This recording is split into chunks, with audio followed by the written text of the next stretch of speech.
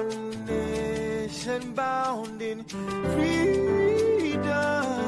peace and unity. Hey, that's so.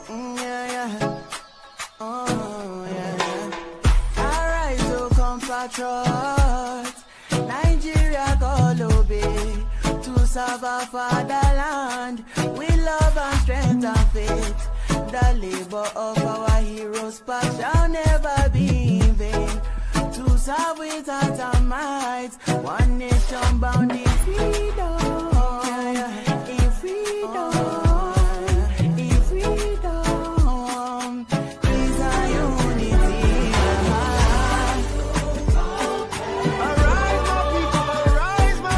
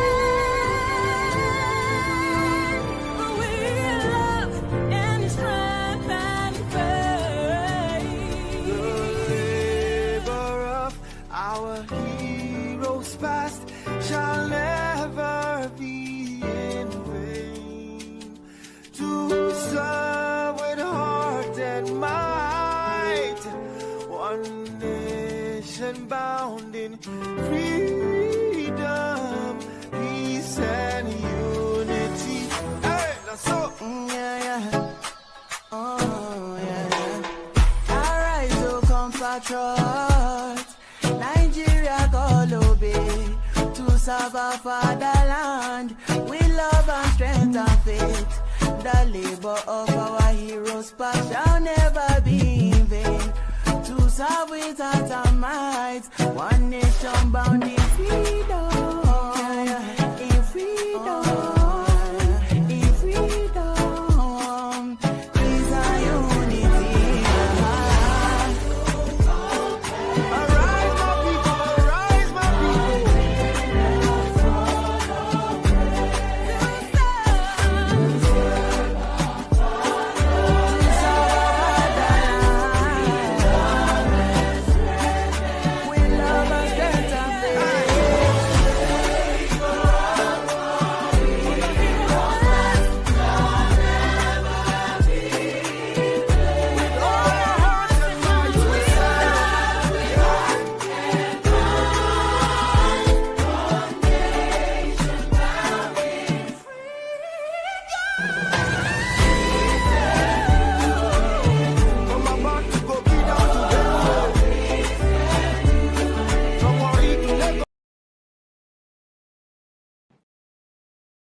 I miss my dad.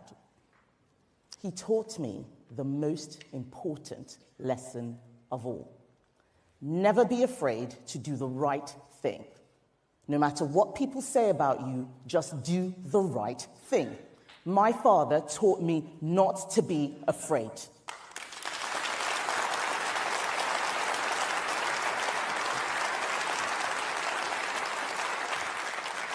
I was born here, but I grew up in a place where fear was everywhere.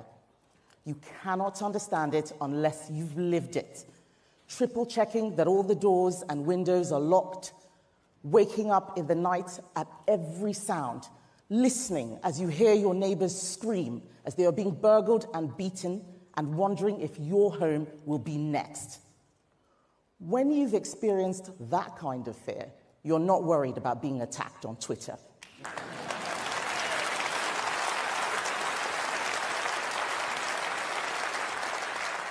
you appreciate how rare and precious it is to live in a country with security, democracy, equality under the law, and above all else, freedom. Free speech, free enterprise, free markets, conservative freedoms, conservative principles.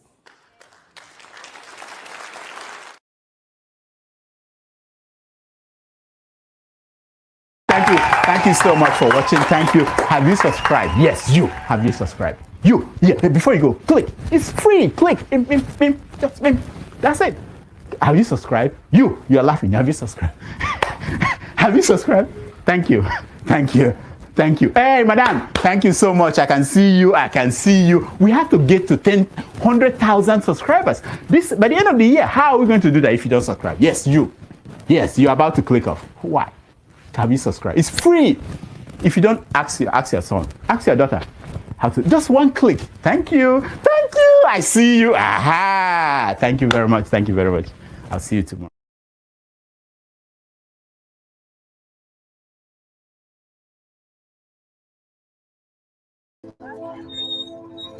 Traders display their agricultural goods along the road in a typical Ogoni village in Rivers State.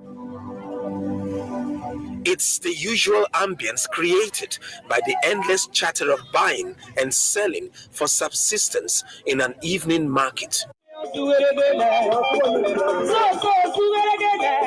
Predominantly farmers and fishermen, the people like music, often with a thematic preoccupation reflecting their culture and traditional lifestyle.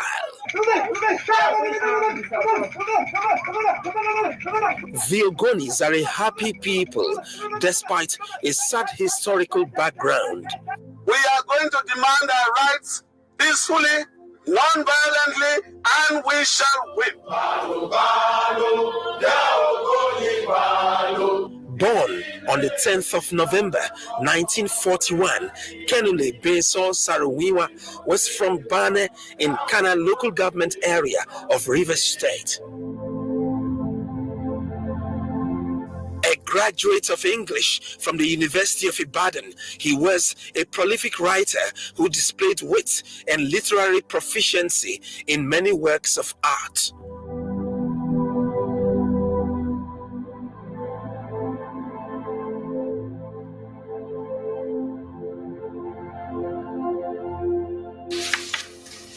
Despair. He cursed the earth for spouting oil, black gold they called it, and he cursed the gods for not drying the oil wells. What did it matter that millions of barrels of oil were mined and exported daily, so long as this poor woman wept those tears of despair? This message is for parents who don't have life insurance. For as little as £2.50 a week,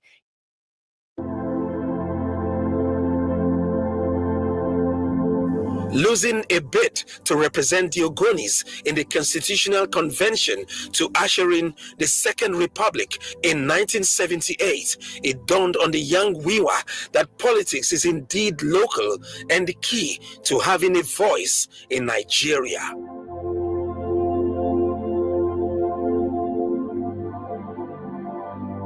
In 1990, Saruwiwa founded the Movement for the Survival of the Ogoni People, a mass-based organization for the campaign for social, economic, and environmental justice in Nigeria's Niger Delta region. And on behalf of the Movement for the Survival of the Ogoni People, first as spokesman and later president of MOSOP, the majority of the people embraced the ideology of the movement, but a few distanced themselves.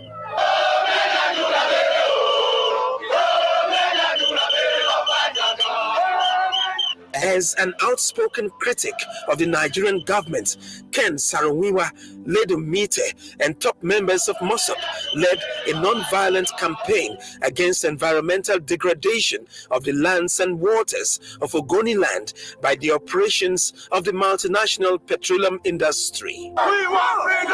We want freedom! We want freedom! We want freedom! While the campaign endured, members of the movement were tried by a special military tribunal for allegedly masterminding the gruesome murder of some Ogoni elders at a pro-government meeting. Sarowiwa and 8 persons, infamously called the Ogoni 9, were sentenced to death and hanged in 1995 by the military dictatorship of General Sani Abacha. It was a sham that it violated both Nigerian law and international law. And sadly for me, even the judge rose to become the chief judge of Federal High Court. Several people who were part of that process were rewarded, some became generals, some became all that. Other parts of the world, you visit rows of people. This was a fraudulent trial, a bad verdict, an unjust sentence, and it has now been followed by judicial murder. I don't think that is acceptable. I see no way in which it can be defended. And if the Harare principles mean anything, I do not myself see how Nigeria can stay in the Commonwealth until they return to democratic government. The execution provoked international outrage and resulted in the suspension of Nigeria from the Commonwealth of Nations for 3 years. The day Ken Sarowiwa was executed was the most sad day in my life. And I can remember that day there was no rain, there was no sun. And I was in Port Harcourt. Everywhere was very quiet and sad, and military were in control. Some prominent Ogoni were killed with him brutally. But still, I don't think we have anything to remember them for than the hero that paid the price for the benefit of his people of the Niger Delta. And anything the blood has been spilled, with time, the benefit must come, because you cannot stop the message, but you can stop the messenger. 1995 is in the dark history of the Ogoni people. Somehow, you survived. How did you survive? Like Nigerians will say, is the act of God.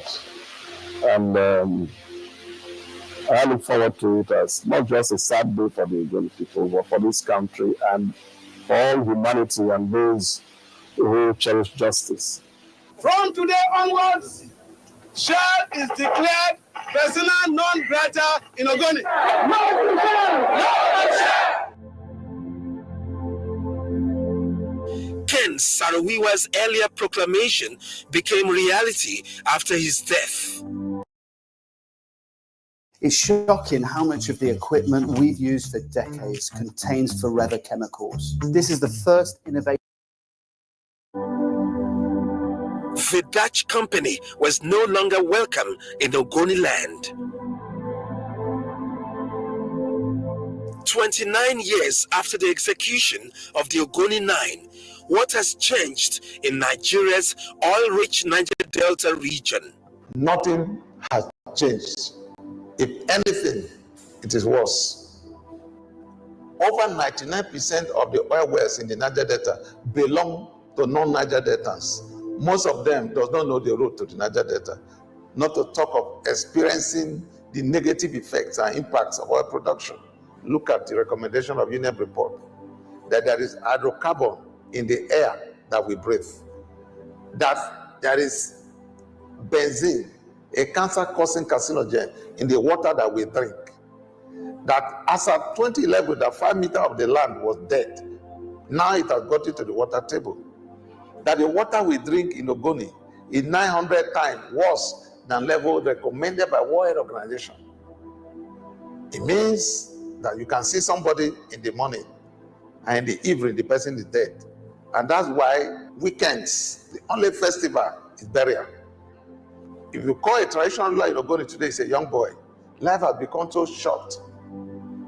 When people spend 40 years, they celebrate for a life well spent.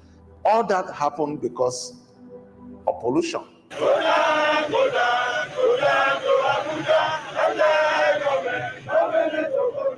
Enshrined in the struggle is the Ogoni Bill of Rights. Political marginalization, economic strangulation, and ecological degradation. Ecologically, the United Nations came to Ogoni to establish the fact that Ken was not lying. He was saying the truth, that the Ogoni environment has been polluted, and that it needs to be remediated. Has that Bill of Rights even got a response at all? HYPREP is working, but it's only the beginning. The surface of the land may be clean, but pollution has gone as deep as 10 meters in some places. Even groundwater has been contaminated. If the people understand that it takes more than one lifetime to restore a polluted environment, and they open their arms and welcome new pollution, what can we say? Obasanjo have visited Ogoni 4 times. 4. There are some states he did not visit. He visited Ogoni 4 times. He could not take the oil. He thinks that he can do that without addressing the legitimate demands that the Ogoni people were making. Look at what oil wells are done in Abuja that do not have one oil well. Oil wells from the Niger Delta, look at what they have done in Abuja. The oil in Ogoni has blood on it. He thinks it's an ordinary oil.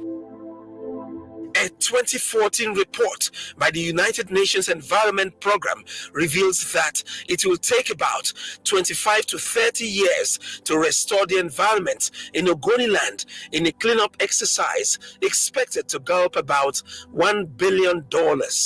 We shall implement the UNEP report on Ogoni land. We are determined to put right the wrongs of the past, where the people of this land were treated unfairly and the environment unduly degraded and polluted. That cannot be a sustainable way of cleanup.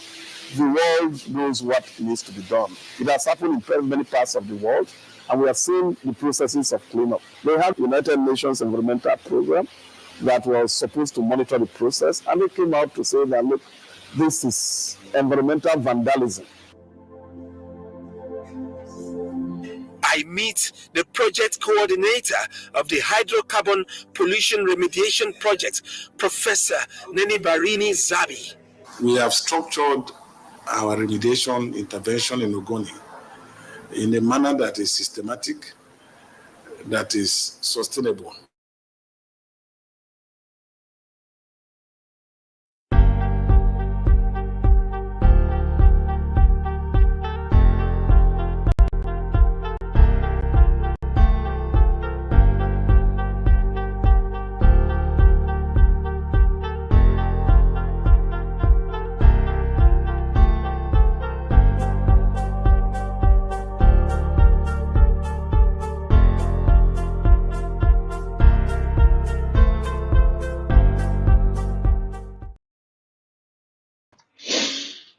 Good morning, good afternoon, good evening, depending on your local geographical location. My name is Andrew. Thank you for joining me this wonderful Wednesday evening, where I am, depending on where you are. You've seen the video and the content of it. We're here to examine the implications of the claim that the Igbos are ranked. The assertion made that they are ranked lowest in impunity, to which I still disagree till tomorrow. Based on the video you also have watched, that is a region that I come from. I worked in that same region on the oil rig and on the oil boats, crucial boats, and I've also privileged to travel around that region, and also can say some certain things with authority that we also have suffered. Impunity and the issue of impunity in Nigeria is across board. No ethnicity or no tribe suffered more than the other, based on the video that we have seen. And the question that was asked is, what has changed since Nigeria returned to democracy? Impunity is the absence of the rule of law. Does it mean the laws don't exist? Of course, those laws exist. Implementing those laws. The recent case that we're going to look at is the newly elected local government chairman in Anambra State. His actions, his criminal act, just like some Nigerian leaders who once lived abroad, committed crimes, and now back in Nigeria, holding positions, a position of leadership. What they do with the life of the people they govern. You know why? Because there is the absence of the rule of law. No one has ever held them accountable for their action. He was arrested in US recently, where the rule of law is practiced. So if we are going to get anything right going forward, we have to acknowledge that act of impunity is what is across board and is carried out by what? By everyone and anyone. Hence, I have this up here that it's not by ethnicity nor tribe, but by the content of what? Of their character. Those who what? Who perpetrated it, and those what? Those of us who what? Who suffered it, who suffers it.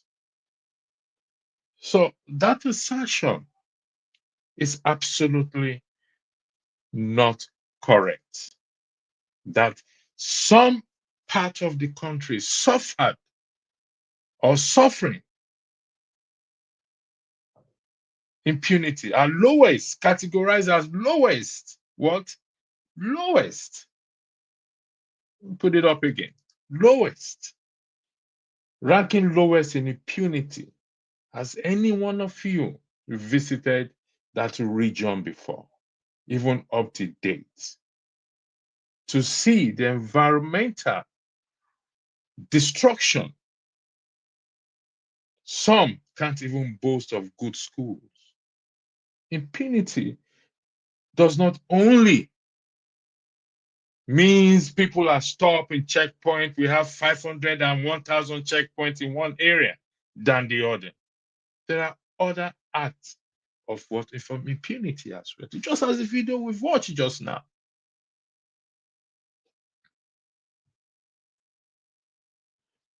The environmental pollution in that region, as we heard, runs deep down into the ground, that even getting a good clean water is difficult. The health implication of that. So that argument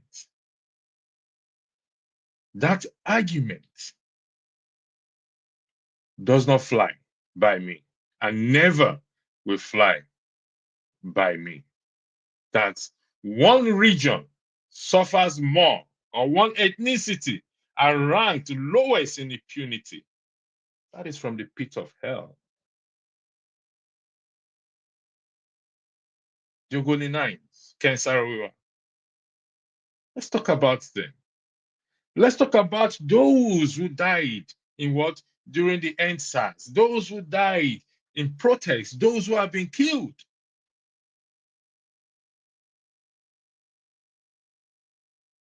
Just because we have 1,000 checkpoints from pole to pole, they have that. You know the stars of yesterday's first broadcast. The star. If we're going to award, if I personally going to award anyone during the Samuel Ekpa interview, it's Ngozika for calling out his BS. I give her that award. Among all panelists, including those in the comment section, is what? Ngozika. So it's time we call out our BS and address ourselves the way it is. And tell it as it is. And tell the truth. I don't tread on the path of tribal or religious sentiments. I dislike it to the core.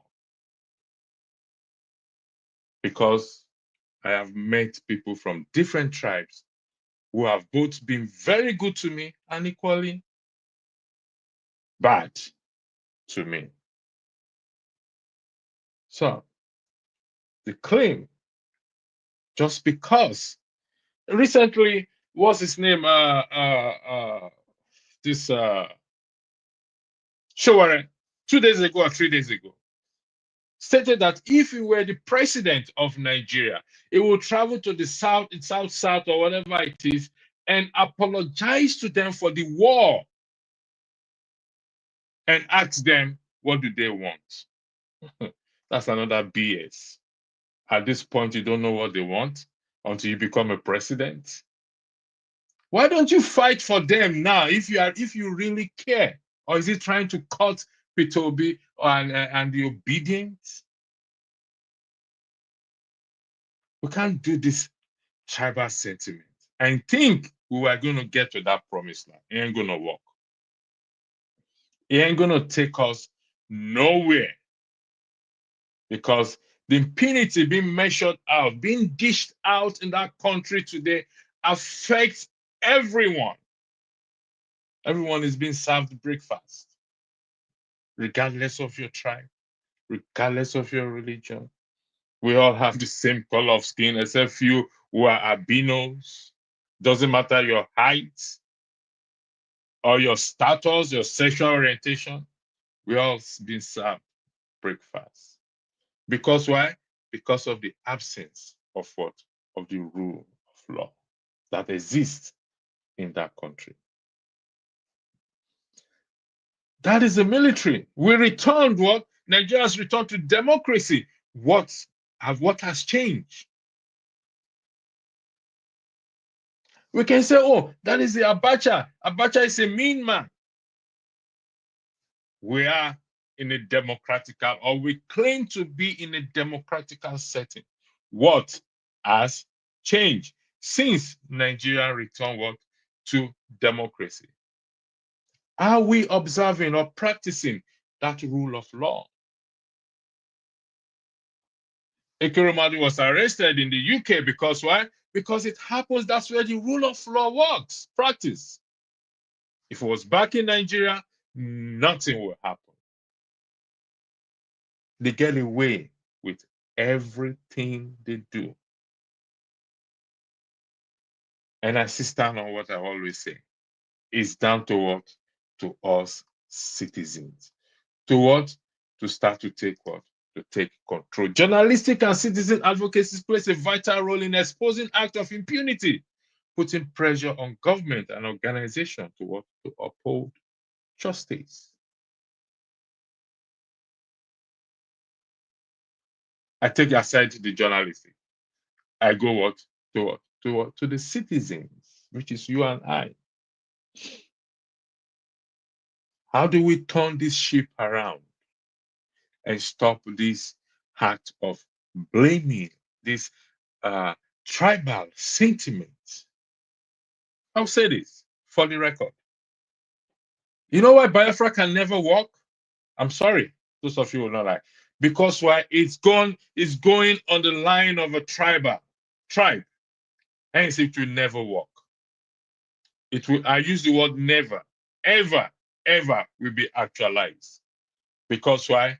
It's not based on the interests of the populace. It will never work. Take it to the markets. Write today's down. The actualization of Biafra will never, ever work until, except there is a change in the memorandum. There is a change of mentality to understand that tribal sentiment doesn't take us nowhere. If Samuel Ekpa becomes president of Biafra, he claims to be prime minister, I can guarantee you his dictatorship will be worse than that of Abacha or Idi Amin. Write it down. If truly, I was a moderator yesterday, I was a panel, so I couldn't say much. I'm having my own opinion before those who wants to come on the platform wants to join, or before I go to the comment section. This is my own time. If it becomes a man who evaded questions to answer questions, who is not transparent, and who insult those who ask him questions. His behavior is appalling, disgraceful. And people are applauding him. Because why? Because he's going on that tribal sentiment. Tribal sentiment. Ain't gonna work. And some individuals pride themselves when they address them as Mazi defenders because they are looking for self-recognition. Let me tell you something. You think it's difficult to have Samuel Ekpa extradited to Nigeria? Nah, it's not difficult. It's so easy. It's just that they've not opened chapter to him. When the Nigerian government truly opened chapter to him, the Finnish government, the government of Finland, will hand Samuel Ekpa back to Nigeria. Trust me on that. When it comes to diplomacy and comes to what government will benefit from each other, it's so easy. The twinkling of an eye, they will just pick him up and give it to them. It's not difficult. His own people will betray him. Where money speaks, betrayal is what is inevitable. Except those who have principles. We're headed to it. It will never work because it's on that tribal line. And that is what Showore is also treading on now. What tribal sentiments, if I were the president, I will go in there and apologize to them. If you want to join the platform, please turn on your camera. If you're backstage, please. If you don't want to, then respectfully, I can bring you in, please. So here we have the Ogoni 9. Go there, travel there. This is not, don't do hearsay. Travel there. Then you will understand the pain that people are going through. The suffering that my people, allow me to use the word my people, are experiencing.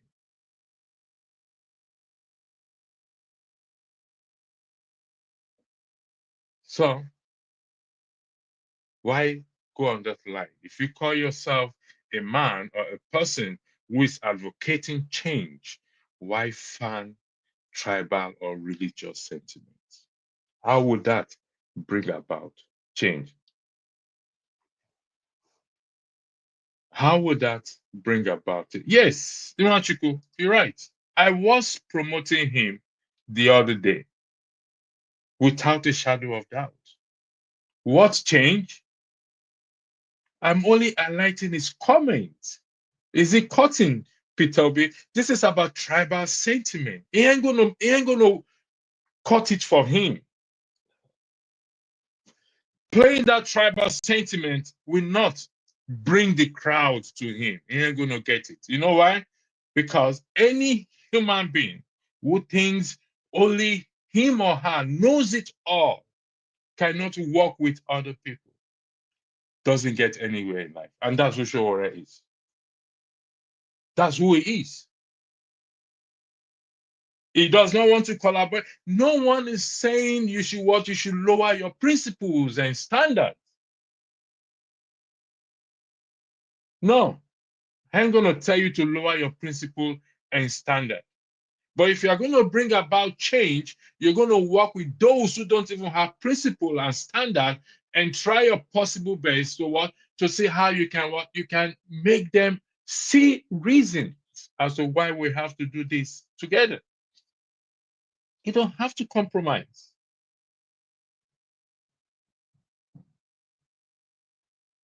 I hope I answered your question. Yes, that is what I was saying.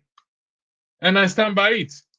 And I hope he understands that he needs the crowd behind him. Fanning tribal sentiment takes him nowhere. Never, ever. He won't get it. He will know what? He won't get it. Because they found this thing to divide us. And united we stand, divided we fall. So irrespective of tribe and what and religion, we still need what? To be united. And once we divide, it goes nowhere.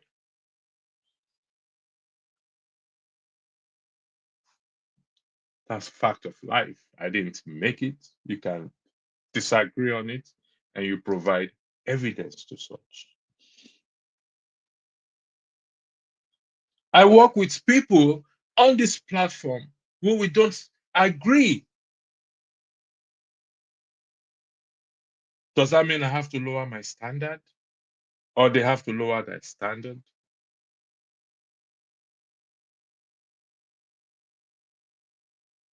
Promoting decorum is one of the things we do here.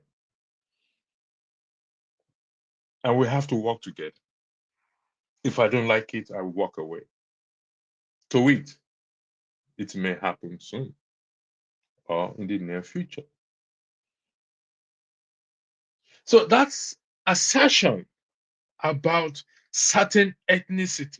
I can see somebody, Pansat, came in to post a link. I don't advertise link here, please. With due respect, thank you. Whatever you want to pass on, you can come on the platform and speak and talk about it. You're welcome. As long as you uphold the decorum, you're welcome to come. But I can sit down here, talk, close shop, and go home. I'm happy. So you're welcome to come on the platform to challenge these arguments. And we have an educated discussion as long as you uphold decorum.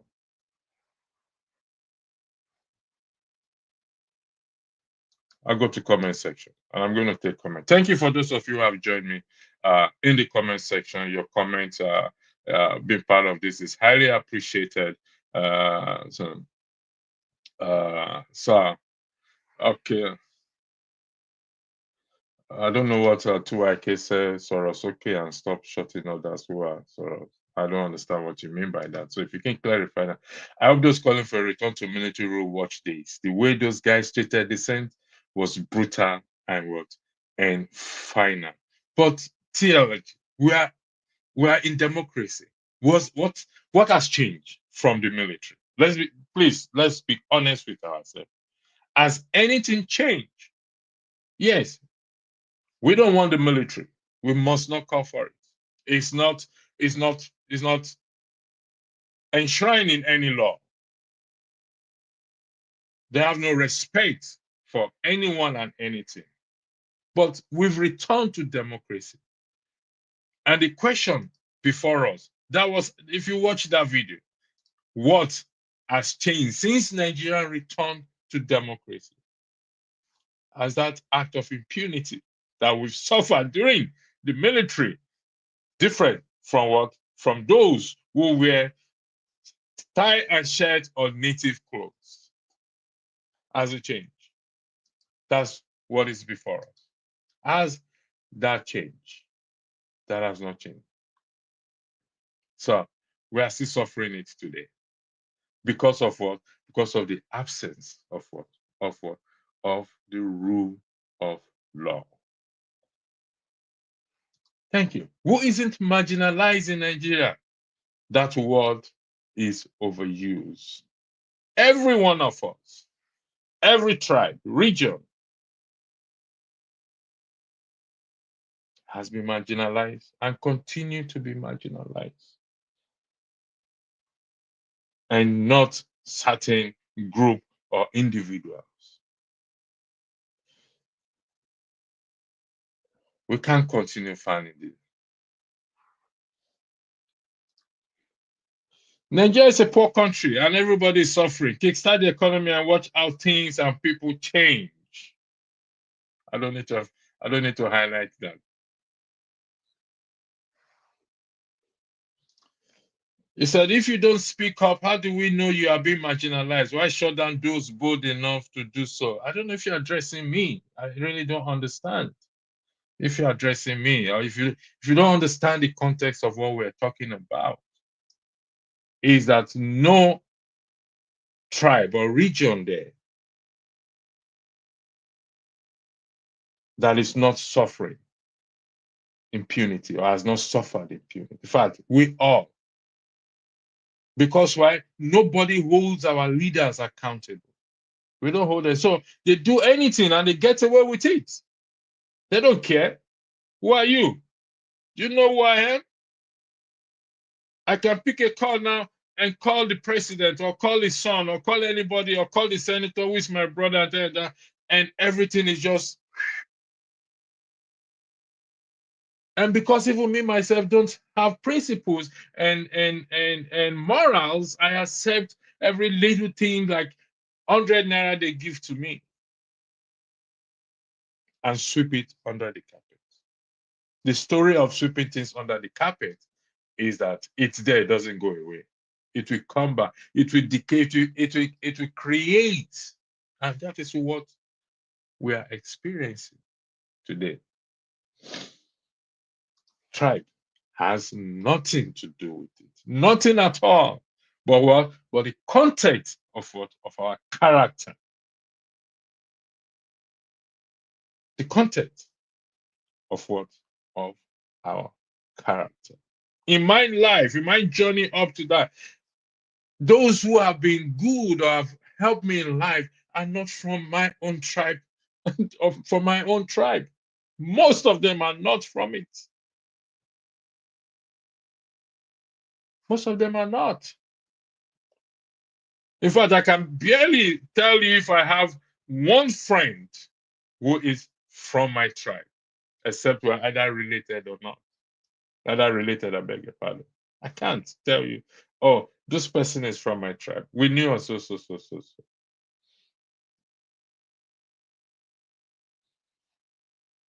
Yes, it is about Ogoni 9, but to highlight,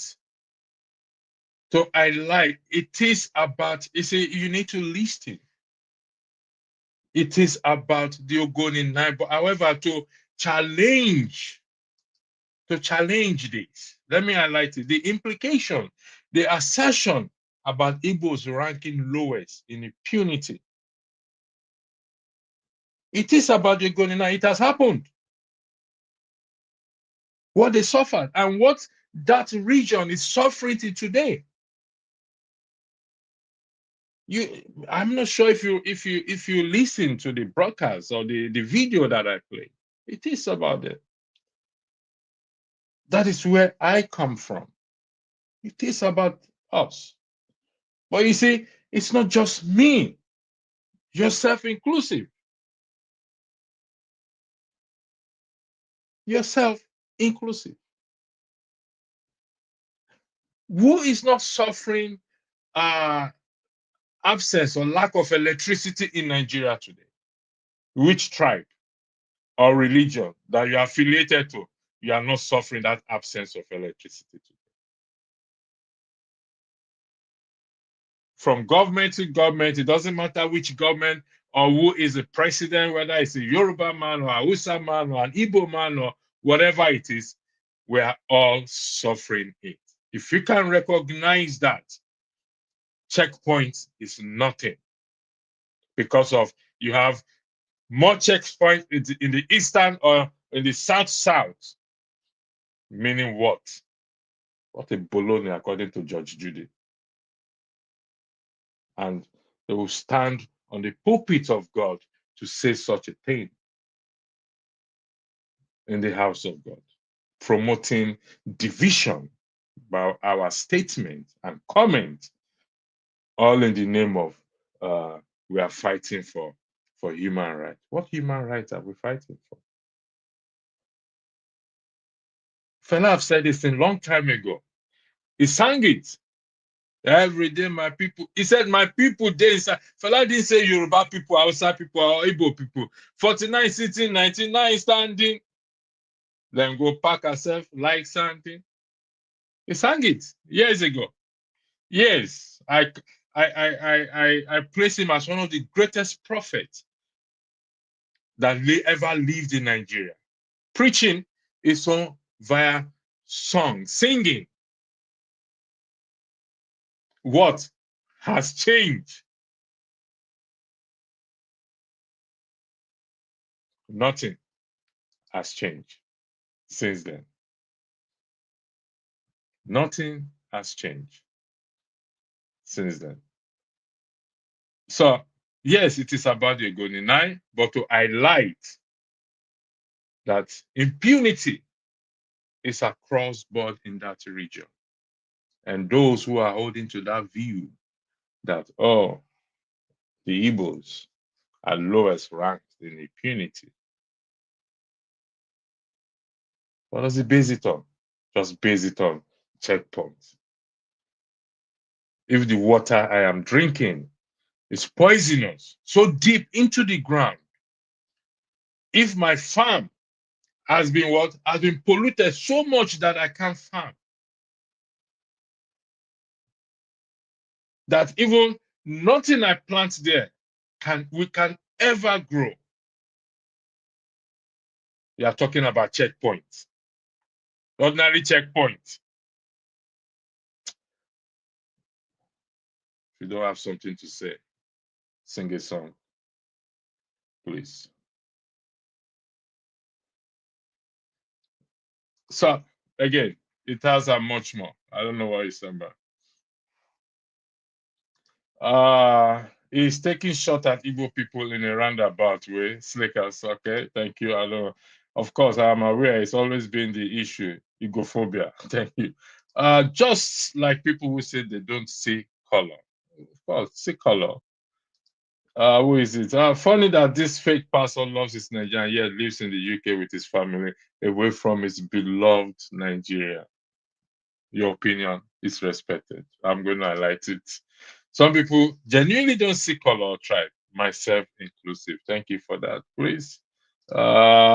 Life and journey of Henry. Why call him fake pastor? Don't worry about that. That's why we're here. Let them call what they want to say. They're entitled to that. We are tribal. We can't deny that. How do we manage our tribal consciousness? Should be the question, and not denial. I don't think anyone, not even me, have denied the tribe. Even though I don't like saying it, I don't like talking about it. I don't even like answering when somebody asks me where I'm from, because it makes no difference. Judge me by my character. If I'm suffering today, let it be because I did something wrong. Either I lied to you or I steal your money, not because I come from a certain tribe or whatever it is. No. Nobody is living in that denial. That tribe don't matter, or we don't come from a tribe, or we don't belong to a tribe. No, I don't think anyone is in that denial, is in denial of that. Not even me. I told you that I am from that region, to be precise, Bayelsa. Recently, I heard the road that leads to my village cut into two due to the flood. And if you investigate very well, the amount that was used to construct that road was constructed by my own tribesman. I won't go further than that. That road was constructed by my own tribesman. We're doing each other. We're killing each other from the same tribe. So imagine that guy that was arrested, whatever his name is, in Texas, scamming people, this and that, a newly elected local government in Anambra State. Imagine what he's going to do. Imagine what he is going to, how he will treat his own people. He will scam them to hell. He will do nothing for them. Every money allocated to that local government to carry out projects, nothing will ever happen. You know why? Because nobody holds anybody accountable in that country. What he will do to his fellow tribesmen. Then we are blaming T-Pain. That T-Pain or whatever it is. Leave T-Pain where he is. What has changed? Ogoni at least should have been a better place in democracy. If we're talking about tourism, that region should boast of the best place for tourism in Nigeria. Giving to what? Giving to the sea and giving to everything around it. People should be there, going there on the seaside, relaxing. But that's not, doesn't.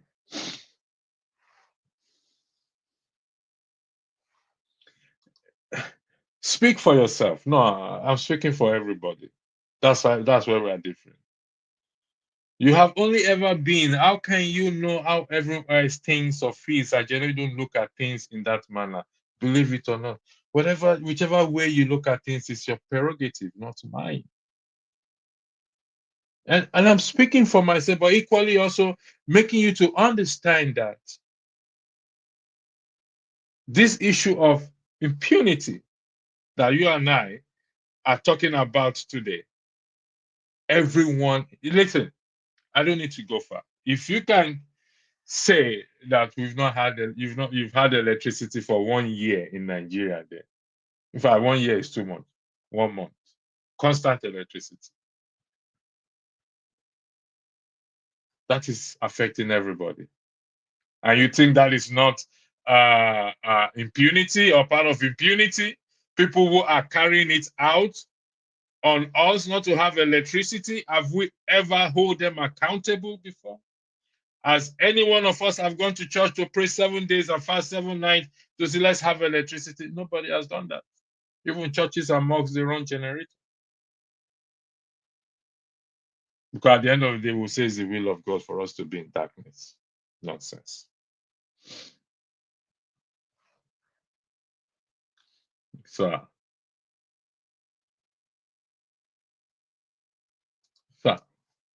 depends on what you mean. Of course, I can see a person's complexion, but I don't judge based on that.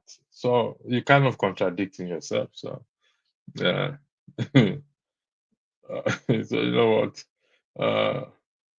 I'll take. Thank you again for those who have joined us. Okay. Of course, that's what I mean. I see people's skin and color because I'm not blind. Does that mean that I segregate based on that? No, it shouldn't segregate. We see each other's skin. We acknowledge each other's tribe. Passat that wants to join is an Igbo man. I'm a Yoruba man. I mean, I'm an Ijaw man. I beg your pardon. Rudolph is an Igbo man. Forefather, we don't know where he comes from. It's either from heaven or hell. We can't see that. We are still investigating that. KJ is an Igbo man. And we have few others. So we recognize that. But we are suffering the same thing. What we're suffering is not based on tribe or ethnicity or religion. It's not. And if you think that is it, then God help you.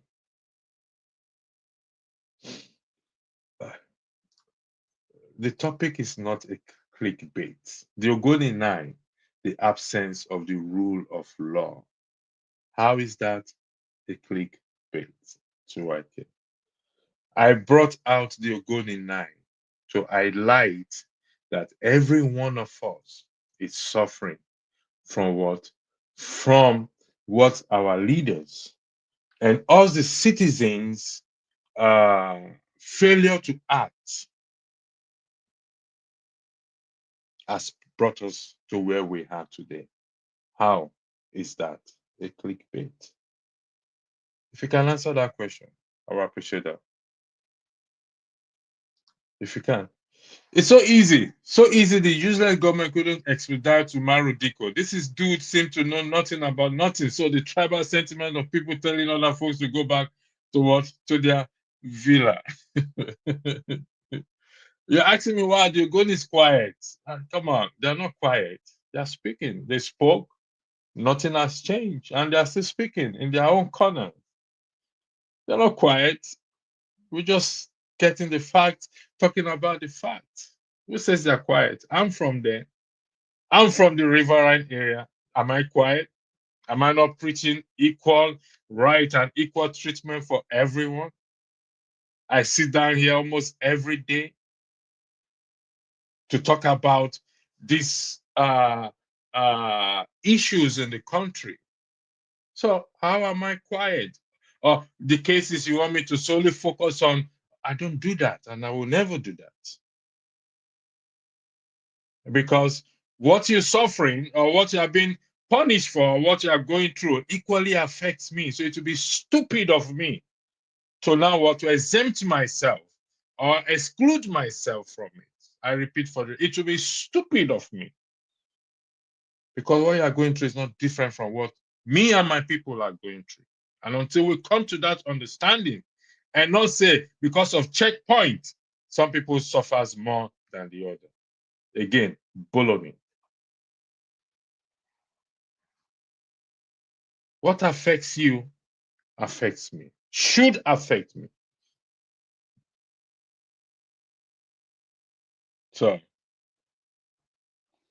what affects you should affect me.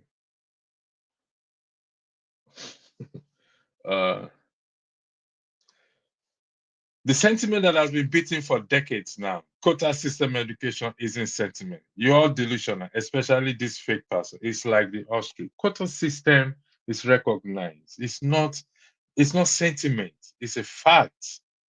Why some regions are being considered, even though they did not make the cutoff mark, than the others.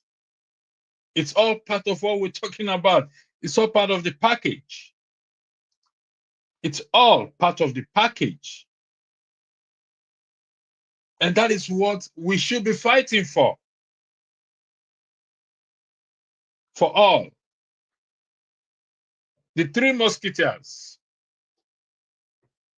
It shouldn't be just about me or about you. It should be about us. Welcome to the floor, Pansat. The floor is yours. You want to weigh into it? Go ahead.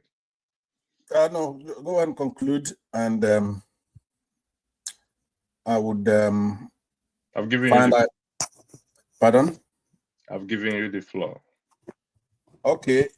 My main reason for coming on is the revelation that our current president is a CIA asset. Okay. Which I don't know if you're familiar with that. No, I'm not. You're not familiar with the allegation? No, I'm not. I'm just hearing from you for the first time. Oh, okay. Because it's a big thing, let me then update me on what you're talking about, and then I'll give you time to, unless you want to take my word. You want to take my word for it? You've been listening from onset, isn't it? Because you came in, you posted a link. Yeah, yeah. When I came in, I was just posting that link for you to see activity. You want to focus on the topic, which is the absence of the rule of law, impunity, the implications of Dele Farotimi assertion that about Igbos ranking lowest. And I played a video about Ken Saro-Wiwa, what is happening or what has happened in that region. The argument is every one of us in that country are going through the same thing, particularly the issue of electricity. You want to weigh in on that? I do want to weigh in on that. I'm going to entertain what you bring on the table, but can you weigh in on the topic first, please? Yeah, let me weigh in on the topic first. Yeah, we all in the same predicament in the country, and we complained about those things ad nauseum. We from the Southeast, we normally speak for ourselves because we don't want to tell any other part of the country to complain. Everything we've been protesting has now been nationalized, where every section of the country is feeling the same thing. And when you talk about the complaints we're making, everybody knows that nothing is working, right? If it's electricity, it's not that we're incapable of having electricity, it's being undermined. Wickedness. Right. Let's use the right word for it. Let's call it as it is. It's outright wickedness, and no one has been held accountable till tomorrow. You often refer to the Constitution because a lot of these things stem in the Constitution. The way the Constitution works, for example, here in the United States, the only ingredient that make it work is that you have 3 branches of government. And those branches of government have to be adversarial. It has to be they opposed. If somebody wants to break the Constitution, there's another one that is equal branch out of the three, which is the executive, judiciary, and the legislative branches of government. They are unfriendly to one another, inimical, right? They're combative unless they're obeying the Constitution. If you do something outside of that, then it's going to be antipathetic, jaundiced. The other one will be belligerent to it, and they'll call you in for a hearing. So the trick that those people, our elite, are using is for all of them to be on one side. They agree pretty much. There's nobody to bring somebody in and question them and hold them accountable according to what the Constitution says. So if a prima facie case has been made, let's just say somebody make an allegation that our refineries or that our distribution of electricity is being undermined by somebody who wants to import generators, for example. Then the prima facie case has been made enough for the House, say the National Assembly, to bring you in and question you. Even if you're a friend of the president or the president himself, in this case, let's say Atiku, has been alleged to bring in generators during Obasanjo's time, and we budgeted like $16 billion for electricity and all that kind of stuff, and it's corroded, then the National Assembly has to haul people in, question them under oath. Just lying, when you come to a hearing and you mislead in this case here, Congress, the punishment is severe. You go to jail for many decades for doing something like that. So we don't have that. You cannot expect to have electricity if it can be done with impunity. If Dangote undermines our refineries so they could have a monopoly, even if it's not true, you have not established it like you're in a court of law, but the allegation is made and you've made the prima facie, then he has to be hauled in. So we cannot be complaining ad nauseum. I don't know if you understand what I'm saying. So nothing is working because of these things I'm saying to you. Yeah, I agree with you. I've always talked about our lawmakers. I still stand on that position. That is the den of corruption. That is the temple of corruption. I hate to use certain words because of the rules here to describe them. I have to abide by it. And I've often say here that it is we the people. I go by, you highlighted the Constitution. We the people. Section 60, 69, 110 of the Constitution. We keep making excuses that these things cannot work. Okay, so let's stay in that boat of excuses and see how far it will take us. Let's stay there. But we're all, and for once, we agree that we are all suffering the same thing. Nobody is enjoying anything better than the other person. And that is the unity we should preach. Hopefully that will bring us together, because united we stand, divided we fall. This is known everywhere in the world. I am not against people fighting or agitating for what? For separation or actualization. I am not against that. I want the record to reflect that. But when you tread on that tribal line, because if you are my neighbor, we are living on the same street, for example, and the light is gone. It's gone on you, it's gone on me. In some cases, you will see the opposite have light, you don't have light. Then you open your window. What's going on here? We disturb each other with the generators, and I hate the sound of generators. That noise alone kills me. So if we recognize this and stop being each other's enemy or posing ourselves as each other's enemy, then I think we will get it right. If not, so we go to what you're saying, what you brought on the table. I will entertain it. In terms of Tinubu being an asset of the CIA. Let me ask you this, Patrick, with due respect. Is there any government official in Nigeria that is not an asset to one government or the other? It's possible. It's possible that a lot of them are assets.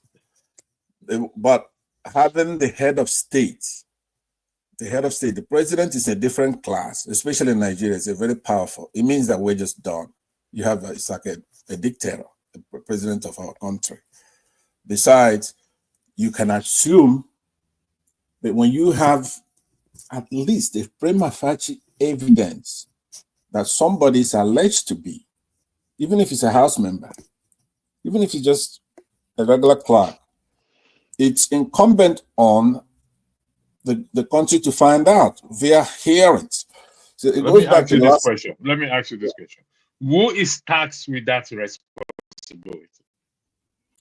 Let's assume. Yeah. Let's assume that this allegation, okay, it is an allegation, okay, to be investigated. Right. Who is taxed? Which body is taxed? The National Assembly, the House. And we've agreed here that, or I have said here that, and based on what he also said that is the den of what? Of corruption. On his mandate, they stand. So if those people sang that on his mandate they stand, Pastor, the question is, what are they going to do? Do you think they will do anything? No, because it goes back to what I said. They have to have an adversarial relationship. They're co-equal branches of government. Remember, the executive is not higher than the National Assembly. I agree. If they did it the way they've done it, especially under this particular administration, now it's been like that. This one takes it to another level, like you said. It's singing when it signs the budget. Yeah. So, but it's a clever trick of crooks. Now he takes it to another level because once anybody get an inkling of the allegation, they will have a hearing, not only to exonerate the president if he didn't do it, right? Because we can't live under that kind of cloud where there's suspicion. That is an asset. But the point is that they will at least have a hearing and be the fact finder. But nobody, even as I look at other panels talking about this, they're not even thinking about that, consequences of that. But we can't fold our hands. Maybe you discussing it here, Rudolph, others will then put the pressure. Maybe these people don't even know their responsibility in that National Assembly. Pansat, I will have to disagree with you that these people don't know. Pansat, the people we have there, they know. This is the line I don't want us to tread, that those who are there are ignorant people. Pansat, they know. I agree. They know. I was just trying to play the devil's advocate, give them some credit. Obviously, they know. Go ahead, play the devil's advocate, and I'm going to challenge you because I'm the devil's advocate as well too. No, you win that one because there's no way they don't know. These people are very clever. A lot of them been to United States, Britain. They know. They lived there. Some of them have committed crimes there. And they return back to Nigeria knowing nothing will happen. The guy that was arrested recently, that newly elected Anambra from one local government chairman who has scammed people up to this and that, he was arrested in Texas. Right. But Pansat, if he was here, and the news even came out that he scammed women, nothing will happen. Because why? Those who are supposed to do that checks and balance to arrest him, we'll go back and meet him. But I must be the money self. For us to keep this in hush, let me have my own cut. Exactly. I mean, there's no disputing that. But we're in a position where we have to complain all the time. What do we do? What do you think we should do? How do we get the House to be in an adversarial? How do you separate those three branches? Tell me, how do you get that done? Pastor, thank you. This is the most important question that we are going to deal with right now. And I've not changed. I was in Omoye's Corner's platform a few days ago, and we had a bit of back and forth. My position still stands. That is in the hands of you and I, the citizen, to change this narrative. Let me say this. I campaigned for Peter Obi, not because, I don't know him before. I don't even know that he existed before, to be honest, that he was a governor of Anambra State. I know nothing. But on the basis that if he becomes president, at least based on his transparency, accountability, is going to kickstart it. It may not be able to achieve it fully, but maybe it was laid that foundation, and we start to build on it. We start to build on it. But unfortunately, things didn't go the way it is. But it's still not too late. It's you and I. For example, look at that lawmaker that slapped that boat driver. Let's forget about the apology, the settlement, or whatever it is. If his constituency or his constituents pick it up and say, you know what, you can't be our representation, our representative again. Because why? You've based on the Civil Service Code of Conduct, the same constitution is there. The behavior of the code of conduct for civil service, starting from the president to the lowest, how they are expected. To whom much is given, much is what? Much is expected. So it's up to you and I. That is where the point you made, for example, you used P2B. See, if the thing is that the position P2B is that if he just come in as president, automatically we're going to attain that separation that I was talking about. A lot of forces in the APC will be against him. They're going to be looking for any missteps he made to make a case against him. They're going to be looking at any loopholes in his policies that they can use to criticize him. That's when that body is going to come alive. If, let's say, if we could tackle INEC, because INEC is actually an extension of, say, Boko Haram, an extension of people who, now Boko Haram is not just the terrorist group. Boko Haram is an ideology that Western education is bad.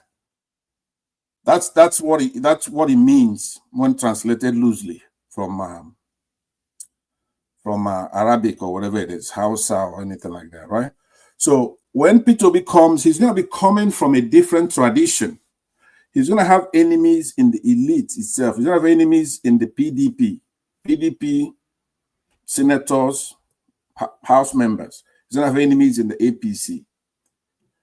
So it's just like here in the United States. When Donald Trump comes in, he's going to have enemies both in the Democratic and the Republican Party, because he's some kind of coming from a populist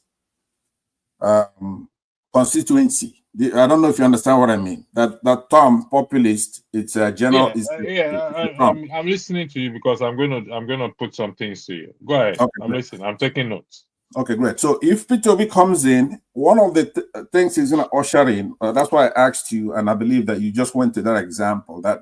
It's a good example. Him or anybody like him, it could be Showere, it could be anybody who's just coming in that's not part of the regular. That's when that body's going to come in, and you know that they're very smart people in that body, right? Obi's going to have northern Muslims are going to be against him, and they would legitimately find something that he's done wrong, either to impeach him. I believe that Obi went through the same thing in his state. It's not a religious issue. It just means an outsider coming in. So when he came in as a governor, he was impeached twice, even by his own tribesmen, people from his tribe. So he came in there, he tells a lot of anecdotes of his experience as governor, even when he's doing the right thing. So the assembly, the local body in the legislative arm in his state were able to oppose him and impeached him twice, and he went to the Supreme Court. So that's one thing we have to achieve. But the major problem we have, which is, I'll conclude on this here, is INEC. INEC will not let it happen, right? One of the biggest problems we have is INEC, and what I'm trying to do is to tame my words with describing the truth here about INEC, because obviously you being a pastor and you and I we don't see eye to eye, we don't agree. So I'm not going to give you a reason to scuttle this discussion, right? I'm going to try to keep it to where you just have to swallow hard and put up with it, right? The truth is, it's a biting thing. So to conclude, I'm saying that we have to take care of INEC. It's not the people. All of us here in 2022, we want platforms and we say, go and register, get your PVC, go and vote. Period. Go there and vote. And our people listen to us. They did the same. They did that. But when it happened, INEC did not have the mathematical acumen to rig the election. So what they did instead was to shut it down, disrespectfully. They did not rig the election. What they did was to turn it off, the IREV and the BVAS system, but announce the results on the same system for the senators and everybody else. But they shut it off and say, do your worst.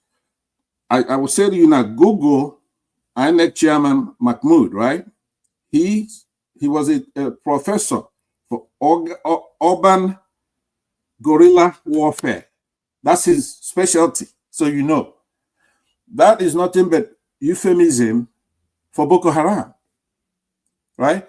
He is not your average guy who studied statistics or whatever, and he's into this thing.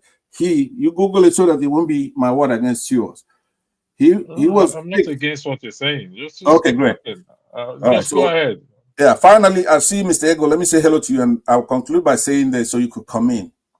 The point I'm going to make to you is that in politics, when I taught it, one of the definitions for politics is politics by other means is war. That's what it is. Politics is nothing but war by other means. Thank you. Thank you, Pastor. Igbos are welcome. Before I come to you, Igbos, Pastor, we gave an hypothetical or a narrative that if P2B becomes president, there will certain peoples will make a case, will have a case against him. Would that be correct? You're asking me, right? Yeah, I'm just highlighting what you said. I just want to get it correct. Okay. Yeah, I believe so. And also, you said we both know when he was impeached twice, he went to court and using the Constitution, which he himself said that he has benefited from the Constitution. And so will you agree that the same principle still applies to him, or that provision is still available to him if they make a case against him? Yeah, but the politics has changed since 2015. We don't have, you see, the mistake he made, Nigeria was better in the past, 10, 15 years ago. At least our judiciary it's not been Shariaized like we have it now. In Nigeria, sure? Things change. It's still bad. How many people do you know are in awaiting trial 15 years ago, 20 years ago, and they've not even heard their case? Yeah, I mean, but all I'm saying is that it was better then. It's not. I'm not saying it was perfect then. They had some respect. There was still separation. Somebody could go to court then, and then get some kind of justice, right? Trustworthy, relatively speaking. Unlike today, see, it changed when Buhari came in and he fired Chief Justice Onagin illegally, right? In our constitution, you're supposed to fire a Chief Justice with 2/3 from the Senate. A president cannot remove it. So no, hold that thought here. He's supposed to get 2/3 before he fires them. As a citizen, the lawmakers are working for you and I. They are adversary. We are adversary to them. They are representing us. And we have this knowledge. Let me say, you have this knowledge. As a citizen, your duty and role is to ask your lawmaker as to why the process was not followed accordingly as it should be. So, you see why I keep saying that it is us, the citizens? You just highlighted an important point. For him to do that, he must get the 2/3 of the House of Senate. And these people are representing you and I. So if they fail to do their job, you and I should not fail to do our job. Right. That is true. But some of us are. Most of us are. Yeah. Some of us are doing that. right? A lot of Nigerians first of all, they were against Buhari doing that, and they spoke out against it. A lot of our jurists, a lot of people wrote articles. You could Google it. But there's a fundamental. Let me go to Iguse so that we don't. Iguse, the floor is yours. You'll be following the discussion. You want to weigh in on it? Go ahead. Yeah. Good evening, everyone. May look at the case. May look at Nigeria. You and I know that Nigeria has become a fair state. Judiciary, we are talking about it. We found out that there's a lot of problem in judiciary. The woman the Tinubu appointed to be the Chief Justice of the Federation, you need to look at her history. What is her history? The same woman that sees somebody that become fourth in an election in Imo State and made him number one. You not talk about the second, you not talk about the third, you just pick fourth person and make him the governor. Then what do you expect that the woman will give? It's part of them. Judiciary have a pocket and nothing can do about it. Secondly, you talk about our Senate, House of Assembly, and all the rest of them. I want you to understand this very thing. There's something that happening in Nigeria, even Uganda. Recently, there is two boys that was arrested. A TikTok displayer. They were arrested. What did they arrest them in Uganda? Because they make a display of the president and his son. And you know that president of Uganda is up to 100 years old right now. A longest serving president in Africa, in fact in the whole world. Now, what did they do? They arrested, they said that the police have made a constitution. If you dare say anything against the president, you will get locked up. This is exactly the thing Buhari introduced his own regime, that if you dare say the truth of anything that concerns, even a press, next thing they come and knock at your door and pick you up.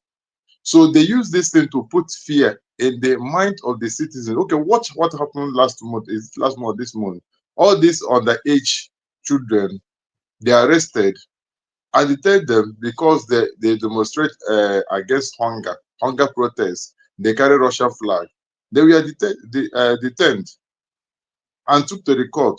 What are they doing to do? What are trying to do in that country to put fear on other people that are planning to protest in it? That's what they did. They did not arrest them because they feel like arresting them. They just want to use them as an example to discourage anybody who plan to do any protest. I want us to understand this clearly. So what they are doing is that when they put the fear in you, you're no longer going to have the strength to do something. Especially when you're in Nigeria, the people that have the power, the strength to say something, to act on anything, is people who are in diaspora. I want you to understand it. Now, the only way the citizen of Nigeria can react over some certain situation that happens in Nigeria is when the thing comes to the neck, or they have been pushed to the wall, and the gravity they were pushed to the wall will make them to bounce back on them. But for now, I have to be sincere to you. They have done a lot of things that will make the citizen to do what, to have fear about it. Okay, could you imagine in House of Senate, in today's House of Assembly, they have never summoned Mr. President asking, where did you get the money to buy the private jets? Because all of them. That is what we are discussing. Before you go ahead, hold on, Pastor. Could you clarify this, please? Somebody said Yakubu is a professor of history in Harvard, and you said he studied Gorilla. Yeah. I posted for you on the private section his profile, so you could, if you could show that to Nigerian on. Hold on, Mohamed Yakubu's profile. Let me just give me 1 second. Mohamed, we need to put out the truth there. Mohamed Yakubu.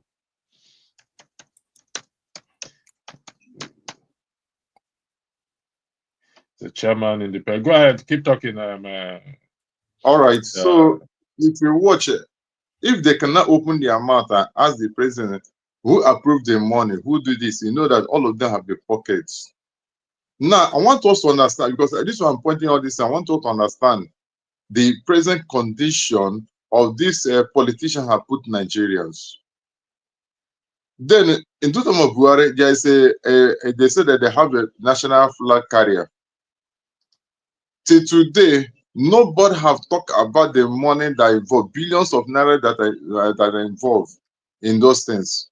This will tell you that some few people have pocketed Nigeria. Then you said that how do we react to what they do? Now, how to react to what they do is to also have every Nigerian to have what is called sit at home protest nationwide. But this hold on 1 second. Yeah. Hold on 1 second. Even though let the record reflect, Wikipedia is not 100% a trusted website, but according to what I'm reading here, okay, in northern Nigeria, he completed his basic and secondary education, could be this and that. Respectfully, he proceeded to University of Sokoto, where he became the first and as 2050, only Nigerian from the north to obtain a first degree certificate in history. At postgraduate level, he studied international relations at Wolfson College, graduating with master's degree and Nigerian history and so passed. I don't know where you got this. I'm looking at Wikipedia as well too. Could you tell us where you found that, please, in Wikipedia? Yeah, I posted the link right there. It's Wikipedia. If you click that and go to career, which I also posted the text. Okay, career. Yakubu is a lecturer, guerrilla warfare.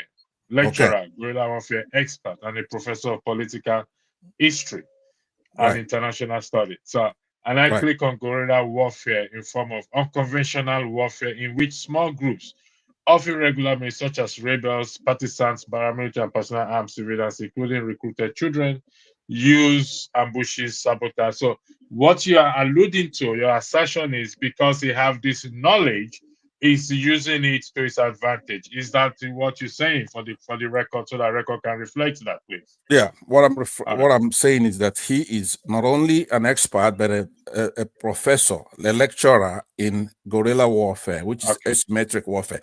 But when you have somebody who knows that warfare is not just carrying AK-47. You go to war. You go to war on the ballot itself, which is more effective. He's doing a warfare. He's using his background, right? So in bringing it into the electoral system, bringing down the enemy. Exactly. Okay, that will be good. His enemy. Will be somebody like Peter Obi. It's a natural enemy for the North. And Pastor, I don't want us to go. I don't want us to go there. Don't personalize it, please. I don't want us. No problem. We are in the country. We all go, whether it's Peter Obi or anybody. It doesn't make. I don't want us to go there, please. Let's have an educated discussion as we are having right now. And I'm going to ask you questions. Would you allow me to? There was something you said earlier. What did I where say? You said that we're all one. We should be one. Right? Yeah. We should be one. If possible. If possible. Yes, that's ideal. But how do you become one? Number one, you have to be one by telling the truth. You have to be scientific, right? You cannot do it by placating. You cannot tolerate evil. In order to be one, because that's if we're one, we don't have any problem. That should be the goal. But then what's the strategy to be one? You cannot be one with somebody who's supporting the wrong thing. Do you understand? The only way Nigerians can be one is to support the truth. We have to support the truth. We have to support justice. No justice, no peace.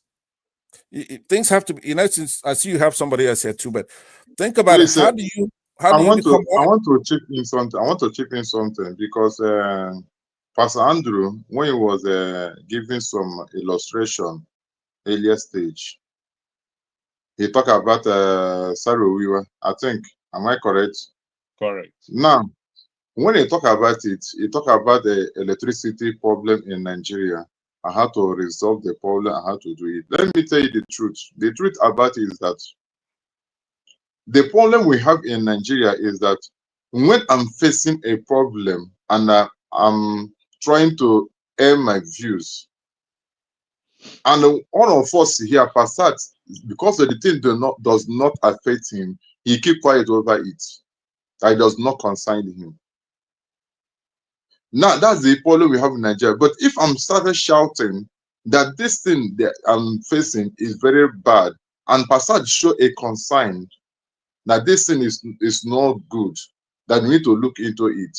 Now, that time we have started having the sense of belonging. We have started having a sense of being one. Now, when Southeast is crying, or let me say, when South is crying over pollution and the rest of them, what did the Southeast do? What did the Southwest do? What did it not do? We kept quiet because it does not concern us. Now, Southeast have been crying now. Then South are kept quiet. Southwest are kept quiet because they are in the position of presidents. There's no way we are keeping quiet and all of us are going to become one and fight them. All these politicians, they have gathered themselves together. They have become one to do whatever thing that concerns them. But in terms of election, they will divide it in order to achieve their own personal goals. So for us to achieve our own personal goal is when we understand what it takes to understand other people's pain, to understand how to back up other people when they have a problem. Then I come with this submission. I was watching a program, one of a professor in US. He stepped into a class. When he stepped into a class, what did he do? He just pointed to one girl at hand and said, stand up. The girl stand up. He asked the girl to walk out of the classroom. The girl was trying to understand what she committed, the reason why he asked him to walk out of the classroom. Not every member in that class did nothing. Nobody agitated, nobody defended her. And the professor insists that she must leave. And when she left the classroom, the professor trying to make them to understand that what they did is wrong. That he did that for him to know the reactions of every member of the class, but nobody reacted. They should know how to be watch each other's back. That the younger did nothing, but he did it for him to understand how united they are. But they found out they're not united. Okay. That's how it is in Nigeria. I'm looking for that video. I know the video you're talking about. So, okay, you know the video I'm talking about. Okay. If I find it, I will play it. But I think if I find it, I will play it. I know the video you're talking about. Okay. That is why. Hold on one second. Okay, finish your thought. Go ahead. If the citizens of Nigeria can react to that video, that can come to understanding of that video, this is the only way we can come together to fight against this politician. But I want you to understand this thing. All these politicians, when they come in three ways. Okay. Hold that thought today, please. Hold on one second. Peter, welcome to the platform. I believe you've been following us. But before you speak, let me just highlight one thing about what you said. And I think if you have been following earlier, I did mention what affects you to affect me. I should be concerned about it, for the record to reflect that as well too. And the issue of impunity, I did state, is across board in that country. Every region is facing it. So we have to be united in that, not selective thing we do. I did state that for the record.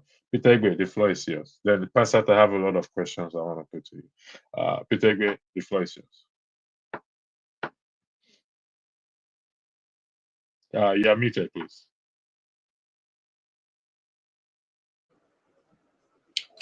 Thank you, and I greet everyone in the house.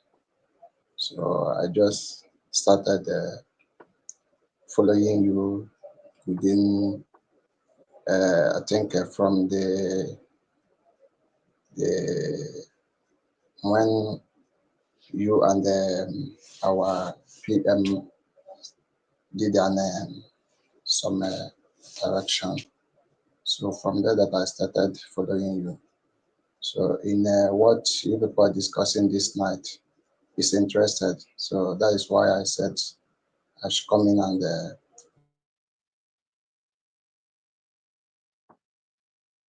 Are you still there or are you frozen? It appears it's frozen. so I didn't have much thing to say. All right. Thanks for joining. Much Thank you appreciated. for your program. Okay. Pasat, in the matter of appointing judges, what is the process? Well, it's in section 6 of our constitution. What did he say? It says, section 6 of our constitution is that the judicial powers of the federation shall be vested in the courts to which this particular section that I cited is established. The powers of a state shall be vested in the courts to which the section relates, being courts established subject as provided by the constitution itself. The courts to which the section relates established by the constitution for the federation and for the states specified in subsection 5A to 1 of that section. I don't know if you want us to go through all that. Yeah, if we can pinpoint exactly the process. Yeah. The process of what? It's a creation of the constitution itself. So it's not something that anybody could have. If a judge is to be appointed, okay, do they need to go through what do we call it? But the way it works is that the Nigerian Judicial Council can nominate somebody to the governor of the state, right? Are they presented to the House of Assembly already? It first goes to the governor. If it's a state issue, if it's a federal issue, it goes to the president, right? Okay. Who will then nominate that person. He doesn't have to take it from the Judicial Council, right? You could submit, and then he would say, I don't want any of these. I will send my brother there instead. The president is not bound, or the governor is not bound if it's a state issue. To accept it. Then it goes to the National Assembly. Where Thank you. That is what I want you to say. I know where I'm going. I'm familiar. I just want you to mention that. It goes to the National Assembly. For what purposes, please? Right. So they'll have a consent. There'll be a hearing. They want to consent to it. Right. Thank you. And like I said again, these people works for you and I. So if we don't like the way they work for you, we'll come back. You see, we're going to go around in circle and come back to the same point again. And that's why I said I've always stand on that ground. That place, the red and blue chamber, if we can get it right, if we the people can get that part right, then we are up to getting to that promised land. We are one step into the promised land. Could I point something out to you very quickly? Yeah, go ahead. That's why I said with INEC, it's like putting water in a woven basket. These people you see in that National Assembly were not elected by the people. Those governors were not elected by the people. It's not just the presidency. The elections are rigged. I want you to know that the people do vote. Let's take a number of, Imo State, for example, right? That guy there, Hope Ozodema, is not chosen by the people. So he, in fact, would then has a lot of influence. It's not the people at all. The fresh crop you have, hardly anybody there is chosen by the people. So you cannot blame the people. Okay. The people know what's good for them, but recently they opened their eyes. So now what these corporates did is to capture INEC. It's the Supreme Court now that pretty much determines who's in the House, who's in the Senate, who's the governor, who's the president. That's it. You cannot. I want to moderate now. I want to talk less now, Pastor. So, going by what you just said,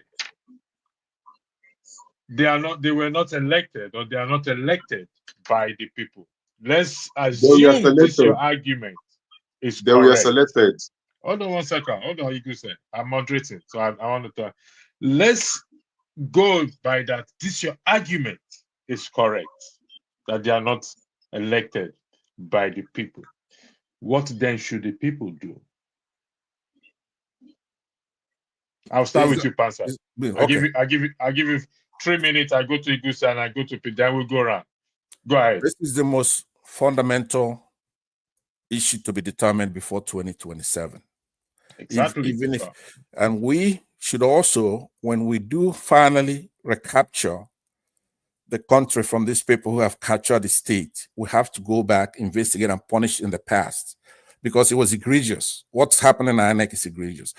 We have to make sure, by all means necessary, that INEC, the pressure, like you said now, can be put on those, the House at all levels. There should be a complete protestation of INEC. There has to be that reform there. There should be a sit-at-home. There should be all kinds of pressure put on the government to make sure that INEC is corrected. If INEC is not corrected, we're wasting our time. They're not hiding it. I want you to understand that. I agree with you. Yeah. So once we get INEC right and election, for example, if they choose, because that 2022 Electoral Act is in order, it's sound, right?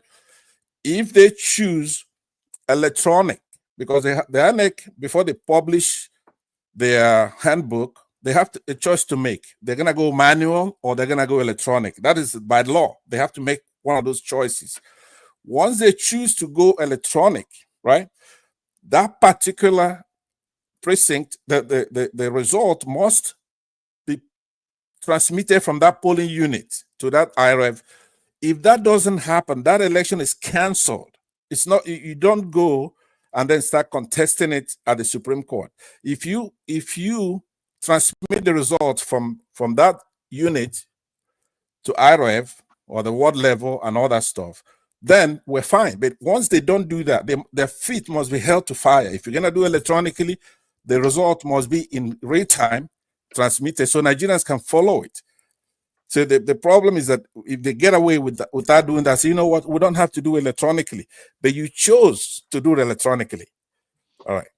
Okay, thank you, Pastor. You've not answered the question, but I'll come back to you. The question is this. I'm coming to you, Igus here. These individuals were not elected by the people. We are saying, agreeing, if that is the case, just for the purpose of argument. What is expected of the people to do before 2027 in the context of what? Of INEC, based on the Constitution and the selection or selecting of an INEC chairman. Igu said, you got 3 minutes. Yeah, the best thing to do as people who are not happy over the situations or people that they are representing themselves in Abuja, not representing the constituency people. First of all, is that just what they call non-kinetic approach to them. What is that non-kinetic? Let the people of that constituency begin to raise alarm against that person that said he representing them that place. Make that person to understand that we did not vote for you. What is INEC that put in that place? Therefore, we are not going to vote for you. We make your things plain and open and begin to agitate for it for initial time and said no. But you know, the problem that we have in Nigeria is these people have come with a weapon of poverty. That somebody may be in a house for work, like a family man, he has 2 children and a wife in your house, and you are not sure of what people are going to eat tomorrow morning. And they have already come and begin to give you 10,000 naira or 20,000 naira so that you vote for them. And when you look at it, you will say, let my children eat tomorrow. Then he collected the 20,000 naira. That's the strategies they are using to do what? To weaponize people, to make people to be weak. And when you look at it, you find out there's a lot of problem in it. So the major problem is that how do we make sure that people in the Senate, House of Assembly, look into the loophole of that Constitution Amendment 2022? Because that Constitution they just give a loophole that INEC may determine results as their own will, not according to the electronic device. And they find out that in that Nigeria, that nation called Nigeria. Sorry. Where are you quoting from? Which constitutional section of the Constitution states that, please? I will still go and do research on that constitution, but the constitution makes it shall declare. That's how the word is written, shall declare. So the constitution did not make it mandatory. It must declare it through electronic device. Okay, until such time that we provide now what I'm trying to that record is struck off, please. Until such time that I can also help you with that if you want. Yeah, go ahead. Yeah. Let Pastor read it out, please. Yeah. Okay. I was gonna quote from the handbook, which will be section 30, clause 38 of the INEC. See, they're supposed to publish what's going to guide it, but it emanates from the Constitution itself, which I would think will be section between 60 and 65, right? So okay, so if you want me, it's gonna be long. Read it for us, Pastor. We're having an educated discussion. So read it for us, please. All right, let's see if it's 60 to 65. All right, it's not that.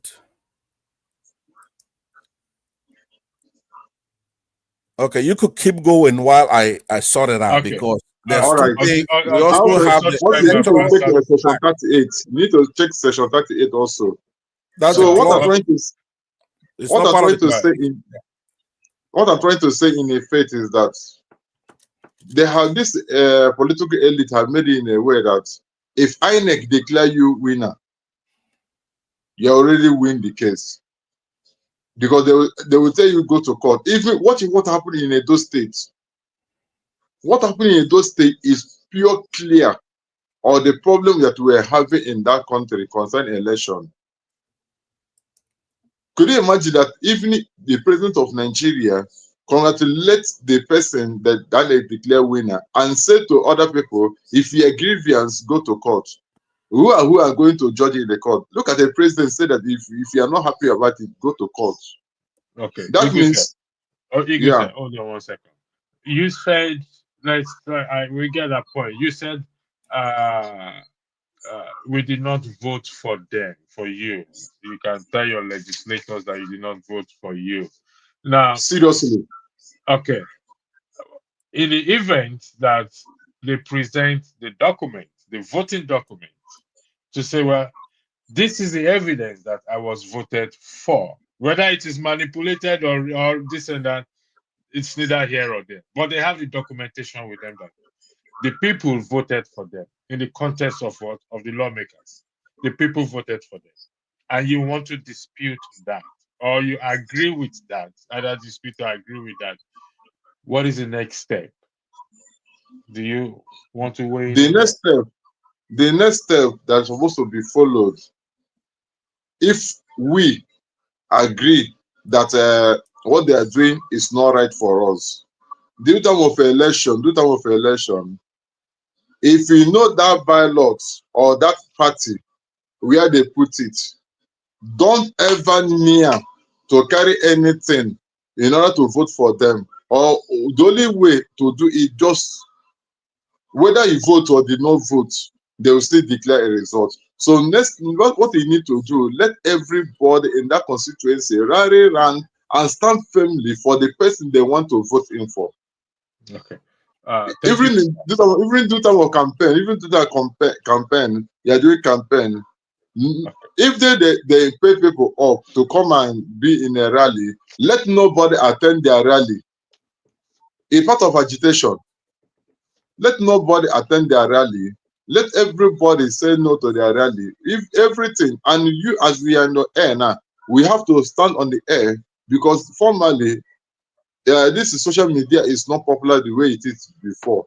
So also in social media, you have to do what? Air your views, say it out. Let everybody stand on the one broom. Not everybody.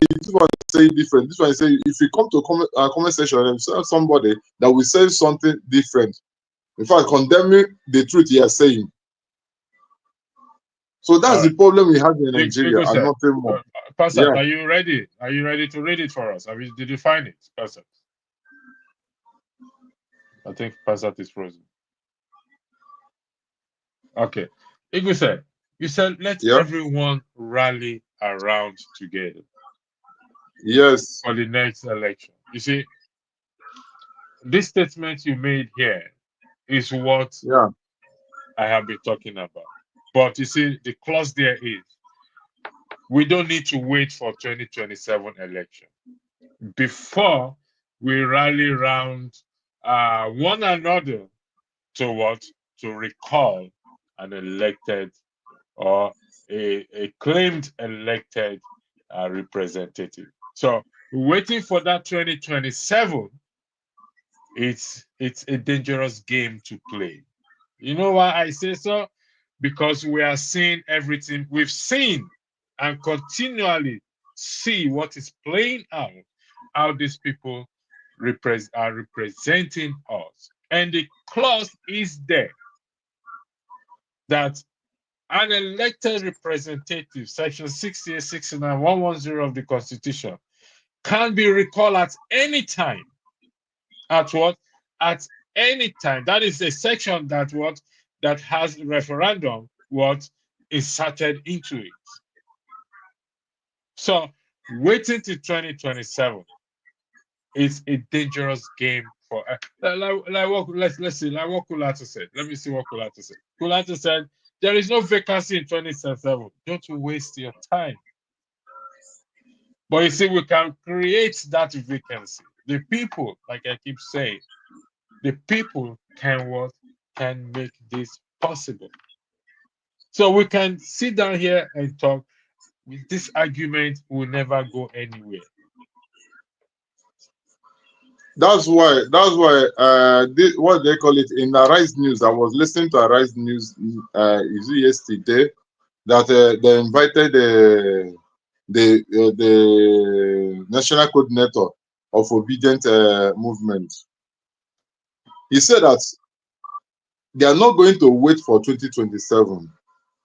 That's why they started now to plan against 2027. That's why they have started now to get every route they need to get. I have said in this platform that if we want to get it right, let every one of us here be the part of the politics they are playing. Now, among everybody in Dr. Rudolph's platform, we know who is who. So it is in a constituency, you know who is who. Now, what the people in the diaspora need to do is to make sure that they get their ass together to make sure that we are going to fight for so and so person. We are going to start by him to make sure he get there. Because one is that we cannot stay aside and say that we want to fight this thing. We need to be committed. We need to be part of it. That is true about it. The days have gone when they say that politics are a dirty game. Therefore, you don't want to put your hand in it. No. This is time for us to come out currently now and be part of everything that is going. Even if they cannot put your step, at least can put your finances, can put your words. In one way or the other, because now we need to do in early stages to begin to sensitize our people, begin to sensitize people in Nigeria, make them to understand the suffering you are passing through. How do you see it? How do you look at it? What do we do? So they understand that what they are passing through is based on the mistake they made. Because I keep on saying it, every election has the consequences. The consequences of that election comes in two ways, either negative or positive.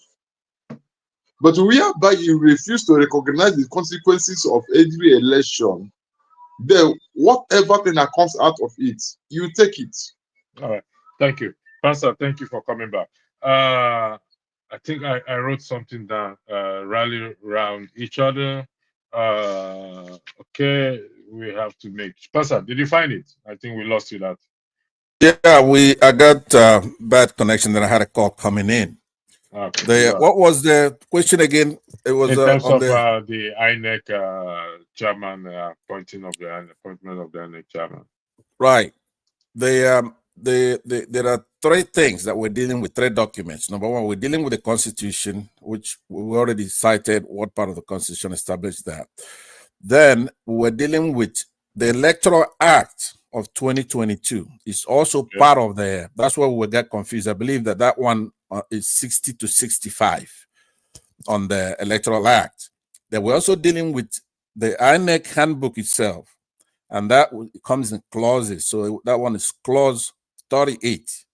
So I could have you read any of those. Yeah, and you can read. You can read it, Pastor. Like I said, this is my area of that I want to talk about, and that I believe we, the people, our citizens, should start to get ourselves familiar with this and not condemn the Constitution as we've often done. Right. All right. In the whole, what establishes INEC is the section 153. In that, it established Code of Conduct Bureau. That's, by the way, that's section 1. That shall be established for the Federation the following bodies. Then it names it all the way down. I believe the INEC one comes in, I think it's a J. No, the J is the Nigeria Police. The INEC one will be National Judicial Council. Okay, it's F, 153, 1F, like Frank, Independent National Electoral Commission. So it's constitutional. That particular body is established by Section 153. Now, let's look at Section 60 to 65 of the Electoral Act. Okay, Nigeria. Hopefully it's something that comes right off. Now it's in a PDF format. By the way, do you have ability to show something on the screen? Because I could read it when you put it. Because if except you, if you put it on the screen, then I'll read it. I'll give you here. Put it on the private chat. Let me see if I can copy it and put it. Okay, it's right there. Let's see if I can copy it. Let's see first. Okay. Okay. I think I can do this. Okay. Okay, it's PDF. Yeah. Yeah. Hold on 1 second. Present. Share screen. Share screen. I think it's this one here. Share. So tell me if you are seeing it. Okay, let me glance at it. So yeah, something is there. So just go to 60 to 65 if I'm not wrong. I'm trying to. Okay, yeah. 60 to 65. Is it clearer? Can you see it? Yeah, very clear. Okay, 60 to 65. 60. This is 8. 60 to 65. 22. 60 to 65. 41. 65 here says 66. 65 says the decision of the returning officer shall be final on any question arising from or relating to unmarked ballot paper, rejected ballot paper, and the declaration of scores of candidates and the return of a candidate, provided that the commission shall have the power within 7 days to review the declaration and return where the commission determines that the said declaration and return was not made voluntarily or was made contrary to the provisions of the law, regulations and guidelines and manual for the election. 2, a decision of the returning officer under subsection 1 may be reviewed by an election tribunal or court of competent jurisdiction in an election petition proceedings under this act. That's 65. It's to be from 60 60 to 65. I think you just read the last one, which is okay. Okay, I read the 60. Okay, 60 to 65. Okay, let me go back. 60 years. The presiding officer shall, after counting the votes at the polling unit, enter the votes scored by each candidate in a form to be prescribed by the commission as the case may be. 2. The form shall be signed and stamped by the presiding officer and countersigned by the candidate or their polling agent available at the polling unit. 3. The presiding officer shall give to the polling agent and the police officer where available a copy of each of the completed form after it has been duly signed as provided under subsection 2. 4. The presiding officer shall count and announce the result at the polling unit. Okay, listen. We are familiar with this. Let me come in. Yeah, that point there is very crucial though. At that polling unit. Yeah, this is the Electoral Act you just highlighted. There is nothing wrong with that. Do we have an agreement in the letter of the law? Yes. There's nothing wrong with that. So it's just that it's not being followed accordingly. Would that be correct? Exactly. Okay.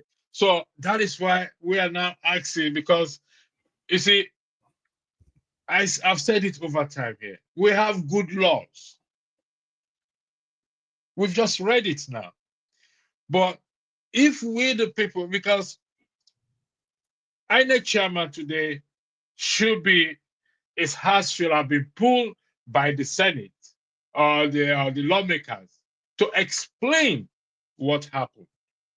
Has that been done? No. And the people, which is you and I, when I say the people, that we are supposed to hold these individuals accountable. Are we doing that based on section 69110 of the Constitution? The answer is no.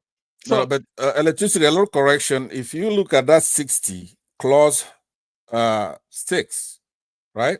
You're looking at the 60 itself now. So it says 60 number 6 says a presiding officer who willfully contravenes any provision of this section commits an offense and is liable on conviction to a fine not more than 500,000 or imprisonment for a term of at least 6 months, right? It says what should happen to any INEC official, including the chairman, who contravenes any of these things, any of these clauses here, which is very, very important. You see, it's not the people. Let me post for you clause 38, because you see, it's methodical the way they made it. See, this clause 38, then it's modular. It goes to this as far as it goes to the Constitution itself, right? On this clause 38, INEC is mandated to publish, number one, the date of the election, and then they're given a choice. They have to, now this is before the election, they have to choose, are you going to go manual or are you going to go electronic? It's up to them. They will have a meeting, they will have a vote. It's not the chairman alone, it will be the entire commission would vote and say, okay, we're going to go electronic. Once you make that decision, then you're bound by this 60 to 65. So on this, their clause 38, they made a decision. Okay, so we could read that now because I posted it for this particular reason. This is not about talking. I don't see 38, I see 39. Is that the first? In order not to go back and forth on this issue, yeah, a decision was to reach to what to conduct this the election electronically. Right. Would that be correct? That's correct. However, something happened along the way. It was switched off or whatever was done. We all agree on that. They said it themselves. Now, the question is this. Our lawmaker who are responsible, you said something there, they should be adversary. Even though pursuing the same goal, the adversary in one way, checking each other. That's checking each other. We are not focusing on where you and I have power in that 3 arms of government, where you and I have power to hold anyone accountable is the legislative arm. That is where you and I, the citizens, have power. We don't have it on the executive or the judiciary. We have it on what? On the our legislators when things are not right. That is our focus. Let's focus on that. Okay. The floor is yours. Ibu, sir, are you still there? Okay. Yeah, you could Pastor, go always ahead. come in. Go ahead. That is the catch-22. That is the dilemma. We need the commission to follow the law. If they don't follow the law, it's one of these bodies that have to hold them accountable. It's not the people. The only where the people should come in, I can't discuss it on your program, what we should do, because you don't like that kind of talk. There's the people are sovereign. Do you follow me? The people are sovereign. It's freedom of first and foremost. Let me commend you. Okay. I have to commend you for the decorum you've upheld so far. If we continue in this decorum, we're going to have issues. So it's a compliment. I commend you. But it's freedom of speech. It can be put. It's a choice of words now we have to use. So what do you think the people should do? All right. Very good. That's Before I answer that question, with you, are there settled issues whereby there's no need to debate this or debate that? It is now settled, for example, that, as an example, democracy is better than communism or dictatorship. Of course, that is okay, agreed. So that's settled. I'm using that as an example. Okay. In our country, are there things that are settled? For example, do you believe we have two conflicting traditions that are at war with one another? You have an Islamic tradition and you have a Christian tradition in our country. Do you see that? People make the case. I make the case. You don't like to talk about it, but I want to know exactly. You said are you Islamic avoiding tradition, it? And Christian tradition. Western, they call it Western tradition. What is a tradition? Can you expatiate further on that? Yeah, in politics, it is known there are two traditions, what they call traditions. Anybody could Google it. I'm not making it up. In politics, international relations, there are two traditions. You have the Islamic tradition, then you have the Western tradition. So we live at the intersection. There are some countries who've been through that, like India, Pakistan, right? You have what's going on in Gaza. You have other areas where countries come into an intersection whereby they're like this, right? Americans fired it all the time. Britain fired it. Every country fired it. You're either going with Islamic tradition or you're going with the Western tradition. So we are at that intersection. We have to live with the truth. We have to be honest. Unless we understand this and then figure if there's a solution, because there's no solution to it. Unfortunately. No, that is sorry for I'm going to rebut that. Okay. I'm going to push back on that. That's fine. We've just read the act and the constitution. If you read it, let me know, because you are distracted. We just read the act and we read every other thing. So this is a question I'm going to put to you. Let's, for an hypothetical situation now. If Tinubu, T-Pain, as they address him, aka T-Pain, is adhering to the letters of the Constitution or Electoral Act, if the lawmakers are adhering to the letters of the law, if the citizens we are practicing the role and duty of good citizens, and we have a functional country, functional institution, will it matter to you if the president is from Kafanchan or from my region? Will it matter to you based on your argument? Okay. No. So personally, I don't care wherever the president comes from. What I care for Nigeria to work. For Nigeria to work. So irrespective of the traditions you're talking about, the two traditions and we are intersection. We want something to work. So That is if we correct. can focus on that. Okay, but let me you have to be methodical, right? You have to be scientific. A lot of things is by observation. That's a scientific method. That's why I posed that question to you. Now remember, me who is pointing out this, I'm not. It's not my issue. It's not. It's just the true and false of it. True or false? We have a country where Boko Haram is ravishing the country, right? Picking up girls from secondary school, hundreds. There's never been one case where they're brought to court, right? And said, okay, look, let's try you. That's one. You have a country where the legislators, the laws are being carried out based on religion.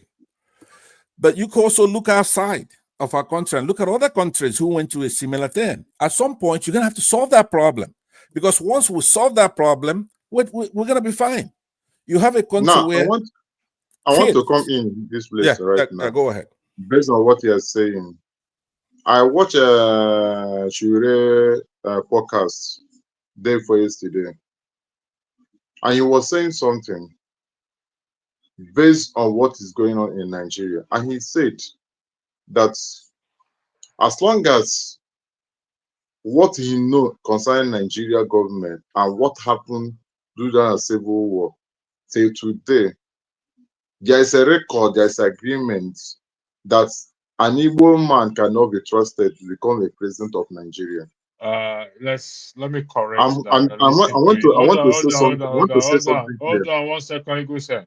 He didn't say there's a record. It's just making an argument that maybe there's something hidden somewhere that nobody knows about. Where it is. He didn't say there is a specific record. Let's put the he said that he cannot give details where it is. Even their father, even his father, all say it to them. It's on record. Even in national news, they have already said it out. Now, I want to say something concerning this because we are trying to make things to be open. The problem of Nigeria till today, as a result of history that died up in Nigeria. You see, this history, the omitted in Nigeria school curriculum, is creating a lot of problem in Nigeria. Electricity, you that are talking about Sarowiwa, do you know that there's a lot of children right now who don't know where the man came from, who don't know what the man did for South. Okay, let me ask you a question. The Go children ahead. are going to school. Do they have parents? Just a stupid question I'm asking. They have parents. And their parents are aware that they don't teach history in the school? Many of them knows about it. And the parents knows where their lawmakers are? Are they blind? Are they not the one that voted? You've answered the question, yes. You see, our problem is not far away. It's right under our nose. We think we have to go to heaven or to go to somewhere and bring the solution. It's right under our nose. Go ahead, Pastor. That's right, because that's why I came to you. You make that case, but then you have to first agree to the problem, right? If you want all the citizens to act, you want to say, okay, look, we have a problem. Where this problem coming from? Are they ideological? Are they regional? Are they religious? Are they tribal? Or all of the above? If they are, what should the citizens do about it? I'm here trying to say to you that there are things that I have observed, and that those are permanently solved. I want you to agree with me that yes, we have this problem, we have that problem. We're not going to be here debating whether we have that problem or not tomorrow. If you can stipulate with me right now that we have religious problem in the country, we're sitting at an intersection of north and south dividing the country, even up to political levels.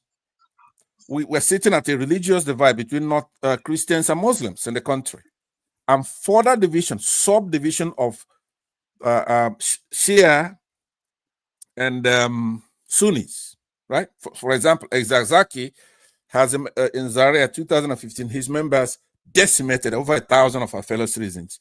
Let me ask you a question. You want me to agree with you on this religious, tribal, and ideological yes, not agree with me. Either agree or disagree. Okay. In essence, let me hear your take on that. Right now, it is on record. Go ahead. Go ahead. I want to say something because this religious of a thing.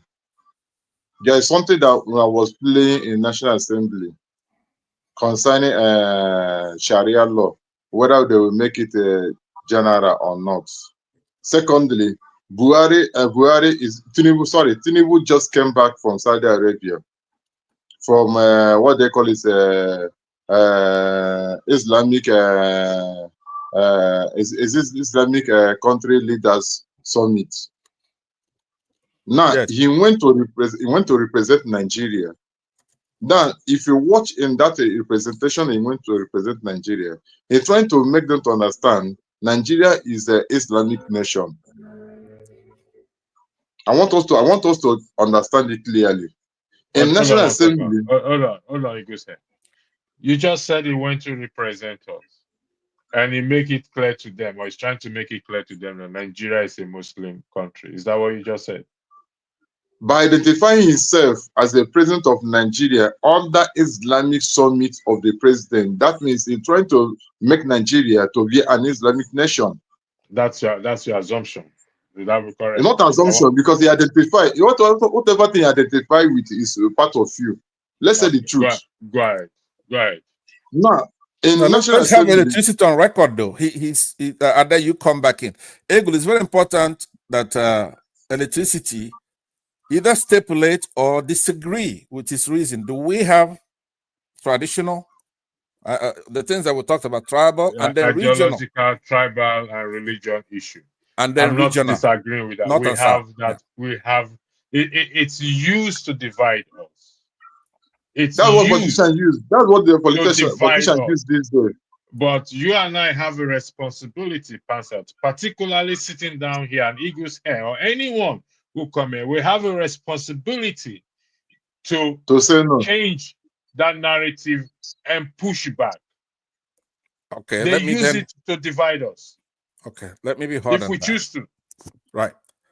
Unfortunately, it's impossible. They won't come here. Forget about politicians now. The Muslims will not come on for a dialogue here. They educate. Look, Dr. Damages is so fair to a fault. You know, I criticize him. I say, look, you're too good. You're making this thing to where it's not fair, right? And you and I will fight about this. I'm saying that it's not the politicians. Is the people themselves from there, right? They're supposed to come on these Nigerian platforms, right? And then we have a dialogue. We talk. Why should I be here defending them when they're not here? And their people are causing a lot of problem in the country. I have to tell you. Do you see what I mean? You use the word they are supposed to come. They are not supposed to. As Nigerians. As Nigerians, right? The panelists and those in the comment section, they come from different tribes and religions. Except theirs. You're not going to tell me something I observe every weekend here. Listen, when you guys are AY on, is a Muslim. AY is not here. AY is a Muslim. No. Okay? AY is an all-one-bay Muslim. I'm talking about real Muslims in the north. Listen, Pastor, if we want to go there, then we are being personal. And I'm going to say this to you. Yeah, because no. Like I said, you've maintained good decorum. Keep on it. If you can don't expect this after today. I'm not going to be like that. I can never be like that. No, 1 second. Only today I'm going to be like this with you. No, it's going to, well, you can do that with other moderators, but I can guarantee you with me, going forward, this is how you are going to be. You are going to maintain the highest of decorum. You see, we'll see about that. The ones that have been on this platform, you will be honest. Let's be honest with ourselves here. I hate to be personal. You yourself contributed to driving them away with your actions and your behavior. particularly with Maska. Can I answer that? Let me answer that. See, you hear me here talk about minorities all the time, and I say they're the problem, right? It's not just the South that you have minorities. Maska is a good guy, right? He wants to be one of us.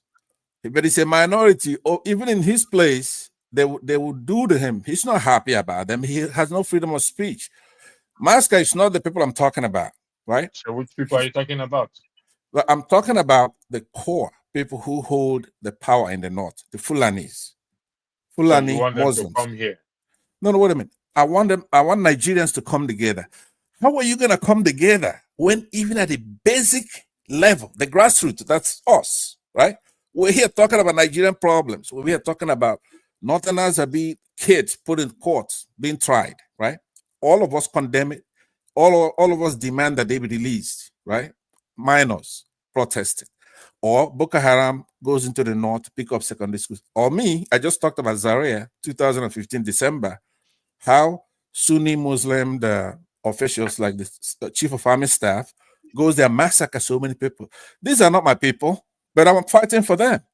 Or you heard me say, look, in Benue, that they're IDP camps. These are people, for example, the protagonists of the war, genocidal war against my people, come from there. But I'm fighting for them. I don't want them in IDP camps. So now, if you want Nigerian polity to be one of the things you should come here and say is, hey, look, where are these people? We're Nigerians, we're one on this platform, especially this platform is fair to all. You're going to be welcome here. Now, what I say to Maska is that, Maska, you want to be one of the guys, you're supposed to come here, and you're going to say, my people turned up that beavers. My people are not going to school. And I'm gonna tell them now that they're gonna knock it off, right? Just catharsis. That's what I'm saying. Yeah. Go ahead. Respectfully, we can't do that because these people, they have their own right and will. Listen, this is a counsel I'm going to give to you. Okay, based on what you just said, you don't have to take it, but it would be nice. Take it, I mean, on advice. Let me the way they normally put it. Take it on advice. You said you're fighting for them. You are supporting them. All I will say is keep doing it.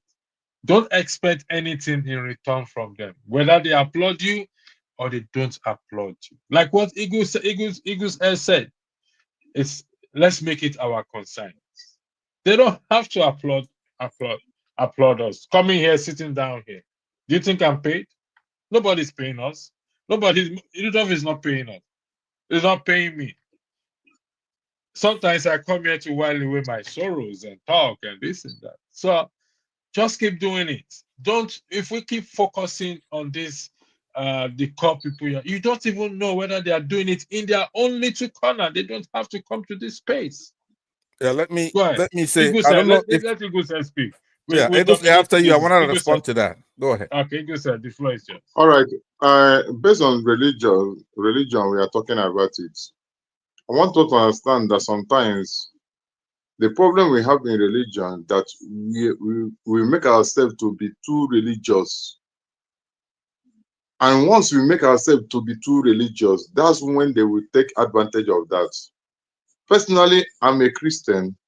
I teach Bible, I read Bible. But I will not allow for you to take advantage of that Bible I read over me, to place me in a place that is wrong. I will say no. I will say no to it. I have to stand on the truth. Even if you are my bishop, you ordain me to work under you, but I found out that the area they are leading me is not right. I will say no. It's not right. So the problem is that when they find out, those politicians, when they find out that we are too religious, they take advantage of that. And once they take advantage of that, they divide us for it. That's the problem. They will come and tell you, I'm a Christian. How are you going to vote for a Muslim wherever I live your brother as a Christian? And somebody is telling you that vote for me because I'm a Christian. When you look at his life, everything that smells out of him is corruption, and disaster. Because of is a member of your church or a Christian, He said, let me vote him in. Then what do you expect they're going to give that place? So it is a Muslim. You know that your brother is not a good person. Is very terrible. Because he's your brother, say, hey, let my brother go there. Let my brother go. And when he go, he mess everything up. That's the problem we are facing in Nigeria. But if we can tell ourselves truth, as electricity is, that I know that if I send it that place, out of anger, he'll slap somebody. Or you just back up a constitution that will put people in prison. I know that it will be harmful to me and harmful to the Nigeria. I will not vote for him. I will not allow, in fact, I will not encourage him to go. That's the main issue.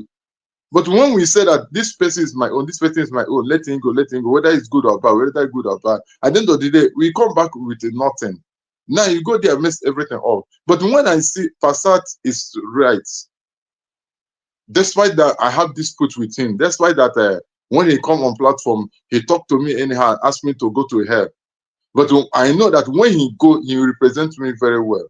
What do? I will back him up.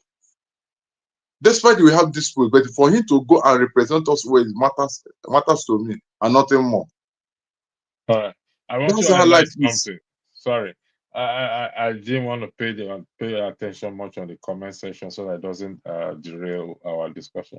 I find this curious. How come your state governors from Southeast are collecting loans from Islamic banks? I don't know how accurate this statement is. Passat. Yeah, Can you you couldn't. I'm not sure they're doing that, but I couldn't push it past them, right? I Okay, couldn't all right. trust these governors more than I could Okay. throw them, right? These are So, not. so you can see that the issue is beyond what you and I. The issue is a listen. Let me say something concerning that alone. As long as it's all about taking loan. Taking loan does not ask where you come from. It's not Tinubu that travel to what they call it, BRICS. It's not Tinubu that they went for BRICS. Are they going to BRICS for them to become war power? They're going there so that they can grant them loan of 5 billion. That's the purpose of going there. And the money is not that they are going to bring the money to develop Nigeria. They are bringing the money to share it. So it is all these Southeast governors. So when they go to the loan, like IMF, what IMF used to do, they will tell you the policy, they will tell you what to do in your economy. If you accept, then they give the loan to you. If not accept, Okay. they will not give the loan to you. All right. Let's look I at would this like now. to, by the way, after you're gonna read this. Hold on one second, Pastor. Yeah. I just highlighted something here. You see, I like this discussion we're having because why I said I do love it is it's doing two things for me. One, we are focusing on accountability, the constitutions, legislations, the absence of rule of law. And two, it's helping me to calm down. I know why I said something personal. But here it says, why not speaking about breaking news on redacted info from the USA? CIA via a judge has declined to release Tinubu's drug case, citing the person is an asset and may compromise their national security. Pansa, this is what you raised up. Yes. Would that be correct? That is correct. Okay. I want us to what? For the remainder time that we have, I want us to dissect this thing. And I want us to be honest, truthful in this regard. Because if we are not, then we just close shop and go home for the night. So, this is a fact which you brought up earlier and which I just scrolled through and I saw it. Okay. Whose tax, please, Pastor and Igu say, I need both of you to be honest and truthful in this regard. Who is taxed in respect to this allegation to what? To hold the presidency accountable, or to ask the president for an explanation in the interest of our own national security. I'll start with you first, Pastor. You are muted, Pastor. Okay. I was muted, and before I tackle that, I think you gave me like 3 minutes. Let me spend 30 seconds to say. So far, I have not got you to commit to settle the issues. I believe you stipulated generally we have problems to the north and south, Muslims, Christians, and all kinds of things. The reason why I want you to commit to this is so that we don't keep debating it, but we start looking for solutions. It's not a sentimental issue. Are you referring to the ideological, religious, and tribal issue you're talking about? That we have in our country, that we cannot solve the problem. Pardon? You said I should commit to it. And say, yes, we have this problem. And say, I think you should rephrase your word, the choice of words, saying I should commit to something.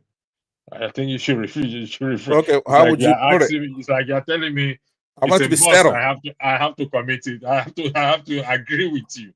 I want you or disagree. Okay, right? And I did say, for the record, that this issue you raise up, they are used to divide us. It is a problem. I'm not disputing that it's not a problem. Okay. However, they use it to divide us. Because why? Because let me finish. Yeah. Because you and I are married to these people with different religion. Not me, but some people. No, I'm just, when I say you and I don't mean you. I got you. Yeah. So we're married. We interact with each other. If you getting a boss, I often use this as an example. Pansa, be honest with yourself. Have you ever asked, is this bus driver a Muslim or a Christian? No. Is this taxi driver a Muslim or a Christian? Is this my landlord a Muslim or a Christian?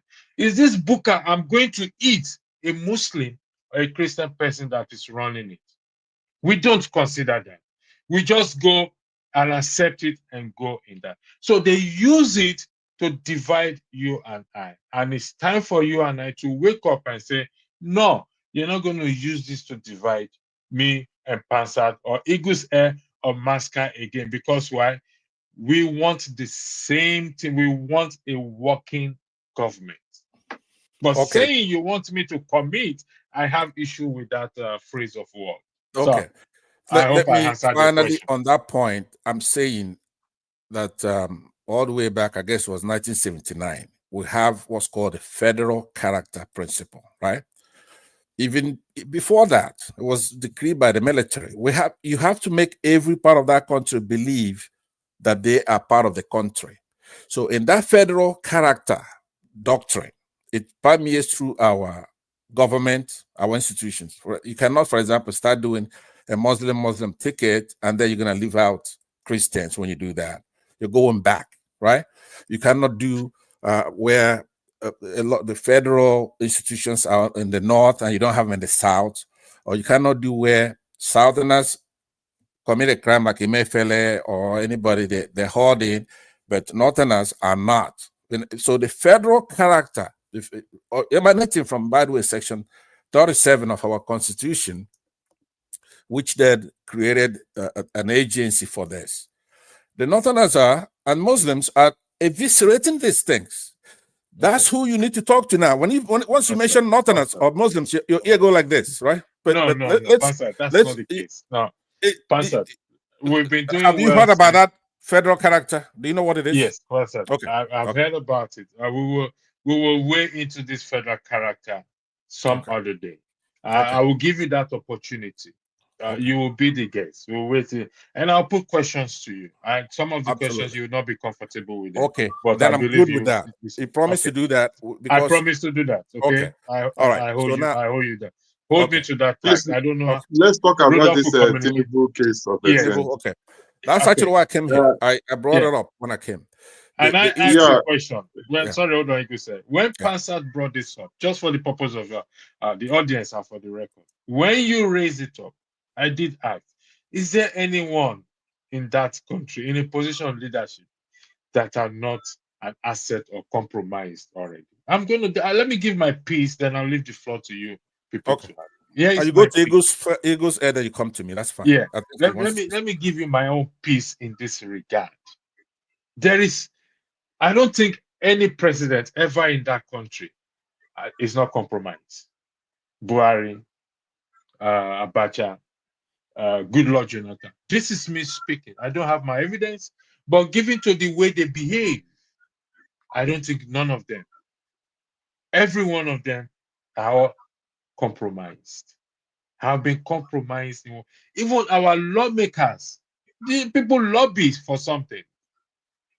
They are compromised. In fact, if care is not taken, they are all assets. So saying Tinubu is an asset to the US and may compromise their national security, to me, that is not a breaking news. It doesn't move me one bit. I have to be honest with you. However, it still boils down to the same thing I keep saying. If we know this, now that we know it, the question is, what are we going to do about it? Are we going to fold our hands and say Serahai, whatever will be, will be? The future is not ours to see. We don't have control. We are helpless. We can't do anything. Kulata said there is no vacancy come 2027. So Wike is an asset. I'm mentioning names. I'll tell you, they're all assets. They can challenge me on it. And I just need to cite one or two things. And they will tell you that, yes, they are assets. So that is my own opinion. Oh, no, not opinion. I beg your pardon. I redraw. That is my own take on this in this regard. Tinubu is the president. If it's an asset to the US government, in what capacity? To sell the country? Has the country not been sold? I don't understand. So it's up to the both of you to make an argument. Thank you. Igwe said, stay on this issue. Thank you so much. What you said concern all these leaders within the National Assembly, whether they're compromised or not, they are compromised 100%. And I use Gaduje as an example. When he stood up in the House of Senate and said, and he appointed, what is his name? This current president, what is his name? Akpabio, Godswill Akpabio. He appointed them and said that, I don't know how you people made it to, you even big form for a presidential nomination form. But I don't know how you people make it again in primary to have your own position to come for a Senate. Even him, his wife, who is a chief judge, granted victory over some of few people in this house. So in this time of people to pay me back, people betrayed me. Yatuje said it. It's on record. The video is out there in YouTube. Now, when you talk about Tinubu, let me tell you, the Westerners, they have eyes in Nigeria because they know that when they capture Nigeria, hold Nigeria, all the rest of Africa that holding them, and do not expect the chief judge that holding this case in America to do what, to bring it out or to declare all these informations, make it public. She cannot do that. Reason: if you watch last Saturday, is it a Saturday that we have David Udeni here? There's some certain things that he said. That as long as what they call is Biden and co are concerned, this kind of thing are not going to be make open. But they still believe that the case they are making out of it, they can come out positive. But for him, he know that there's no positive about it. Because one, if they hold Tinubu with that case, in order to do whatever thing they demand or required of him, he will be doing it to them. But if it's somebody like Trump, who is a Republican, is there, they don't have any interest of any such. But the US and Western, they have interest in Nigeria because they get a lot of things they get from What Nigeria. are you on about, Igusa? You said Trump will not have interest if on Tinubu, if it's a CIA asset. Trump don't have that kind of he don't have any that kind of this interest in it, because Trump is the type that Trump is the type that what he talk every time is about ours, about US, about white. He don't talk about every other issues. That's why he's trying to this current one now. Listen, let's do this. Let's do this. Sorry for interjecting. Listen, do you understand what an asset is? If somebody's an asset, it's a question I'm asking. Yes. And do you understand the position of the president of Nigeria? Yes. Do you understand the enormous power he has? Yes, I do. Do you understand that the president is equally the minister of petroleum or whatever it is, the way they call it? Do you understand that? That's what he is today. Do you understand it? Any That makes me an president, asset if to the them now. argument is correct, if this allegation is correct, no person sitting in the White House will not have interest in it. Let me just make that clear to you. So don't make defense or argument for Trump that because he's talking white, this and that. Listen, some countries are surviving today as a result of what they get from Nigeria. Sure. Assad, the floor is yours. Thank you.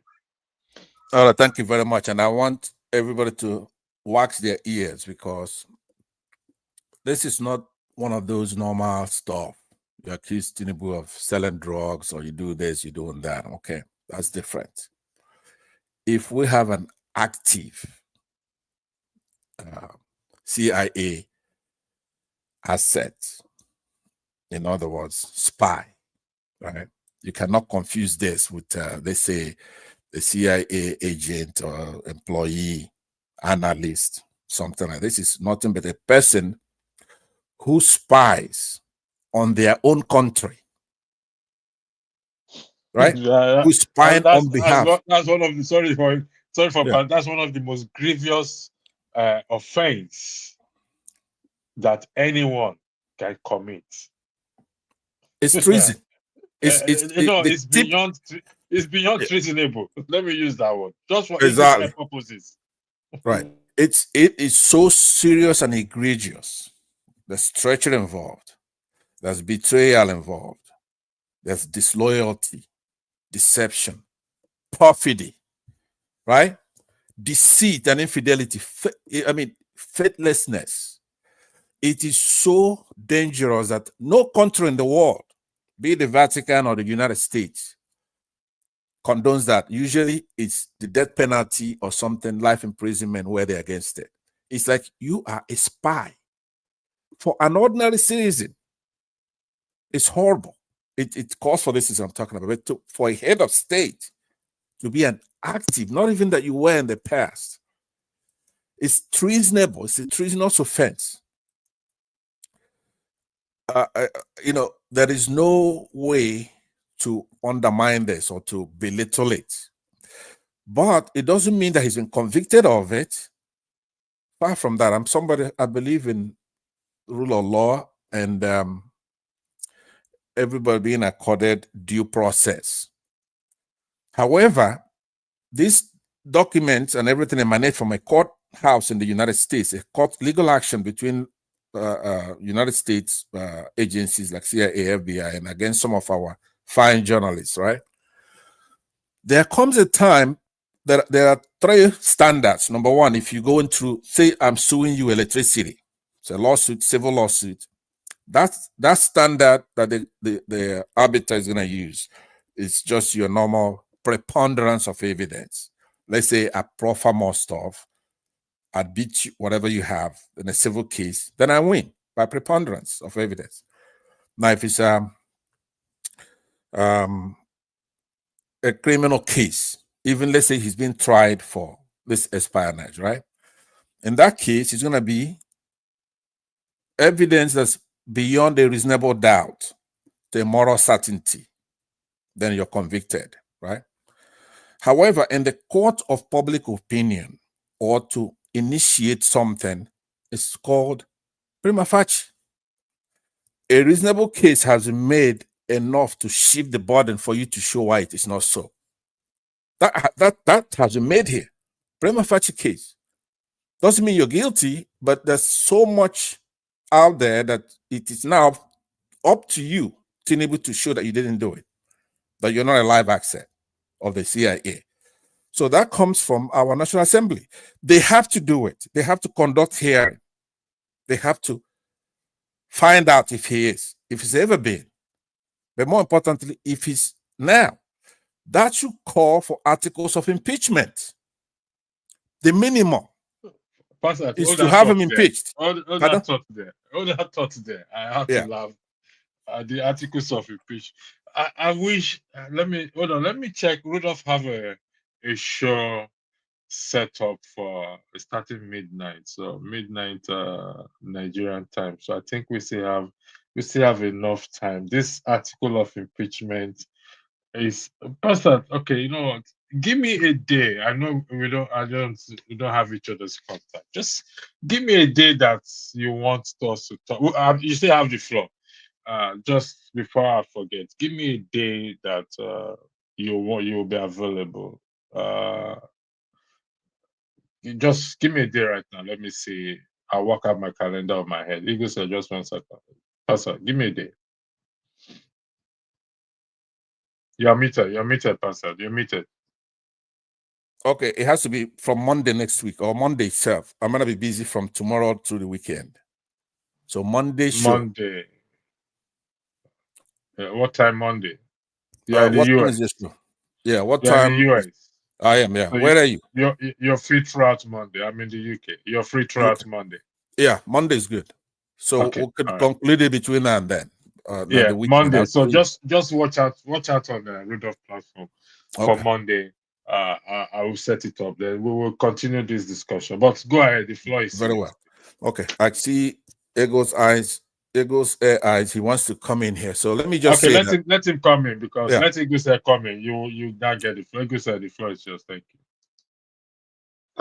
What I'm trying to say in effect is that our constitution, we have constitution, but it does not work.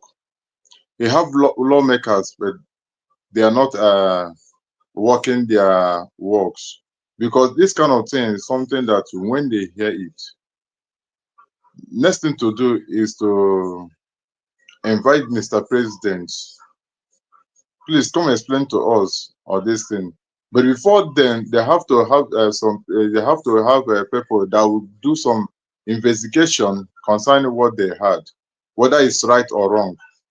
Now, Mr. President have to come and explain what he knew about it or not. For instance, the day one of the lawmakers, one of the people that call himself honorable, who is representing one constituency in Abia State, slapped an urban man.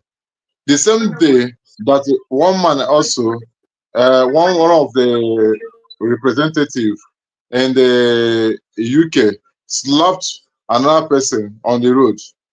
But he was suspended immediately. They suspended him immediately before every other thing. But in Nigeria, they did not suspend him. Rather, they gave him 500,000 fine to pay. And children that are minor pay 10 million naira. You see, we had something that does not work. So up to tomorrow, whether Tinubu is an asset to CIA and all the rest of them or not, our lawmakers will don't pretend that they not hear it. Don't be surprised tomorrow now, Ononuga will come out and tweet that all this is a propaganda. It's a mere propaganda, this, and they would want to undermine the president and create confusion. And it didn't just die off that place. So we have a nation that does not work. We have a nation that have constitution. Constitution does not work on the politician. Rather, the constitution work on the and the masses, poor ones in Nigeria. So all these things that we are saying, there's no way we are going to make case out of it. There's no way we are going to, because the nation of United States of America and other Westerners, they're interested what they are getting from Nigeria. Even UK, they're interested what they're getting from Nigeria. If you like, kill yourself, that place does not concern them. That's what is happening in Congo, DR. Because of what they are getting from Congo, that's why Congo is at war for almost 15 years now, or more than that. They don't care. They use it to test their weapon. If you say that you are not happy, you want to create a chaos in Nigeria, they will help you to create the chaos so that they'll be able to get what they need. So it is in what is happening in Libya. So all these things, nothing. There's nothing. Even if people carry the case to like what they call a criminal court of justice, America will still have influence in them and influence them, and nothing will come out from it. So Tinubu have betrayed the nation, and what we have to look at it the way forward, how to override those people, how to overcome them, how to make sure you take them away, and nothing more. But in terms of this thing, there's nothing we make case out of it. That's my own submission. Thank you very much. Foley B. Yeah, Pastor, before I come to you, Foley B, thanks for joining. Are you there, Foley B? Foley B, are you there? Yes, I'm here. Yes, sir. All right, the floor is yours. I'm not sure if you've been following, but I believe Sorry, you have. sorry. I will get back to you. You can still go on. Please, electricity pastor, you have rules here. If you want to be part of this discussion, you have to on your camera. You have to make your camera open. And he said that he had taken the correction last time. I remind you of this, please. I will do that, but I'm still doing something. So that we know whether Tinubu is talking to us or Bayo Anoniga is talking to us. Could you please just take a step back, please? Yeah. Foley B will on his camera if he wishes to on the ground that he's joining from Nigeria, and we make exception. So I know him personally. So he makes exception. He doesn't have problem turning on his camera. We give exception to those who are joining. If somebody has come and is joining from Nigeria, I will verify, because an incident has happened before where the person did not turn his camera, but the way he was talking, it was clear that he was not he's not in Nigeria, because his internet was stable.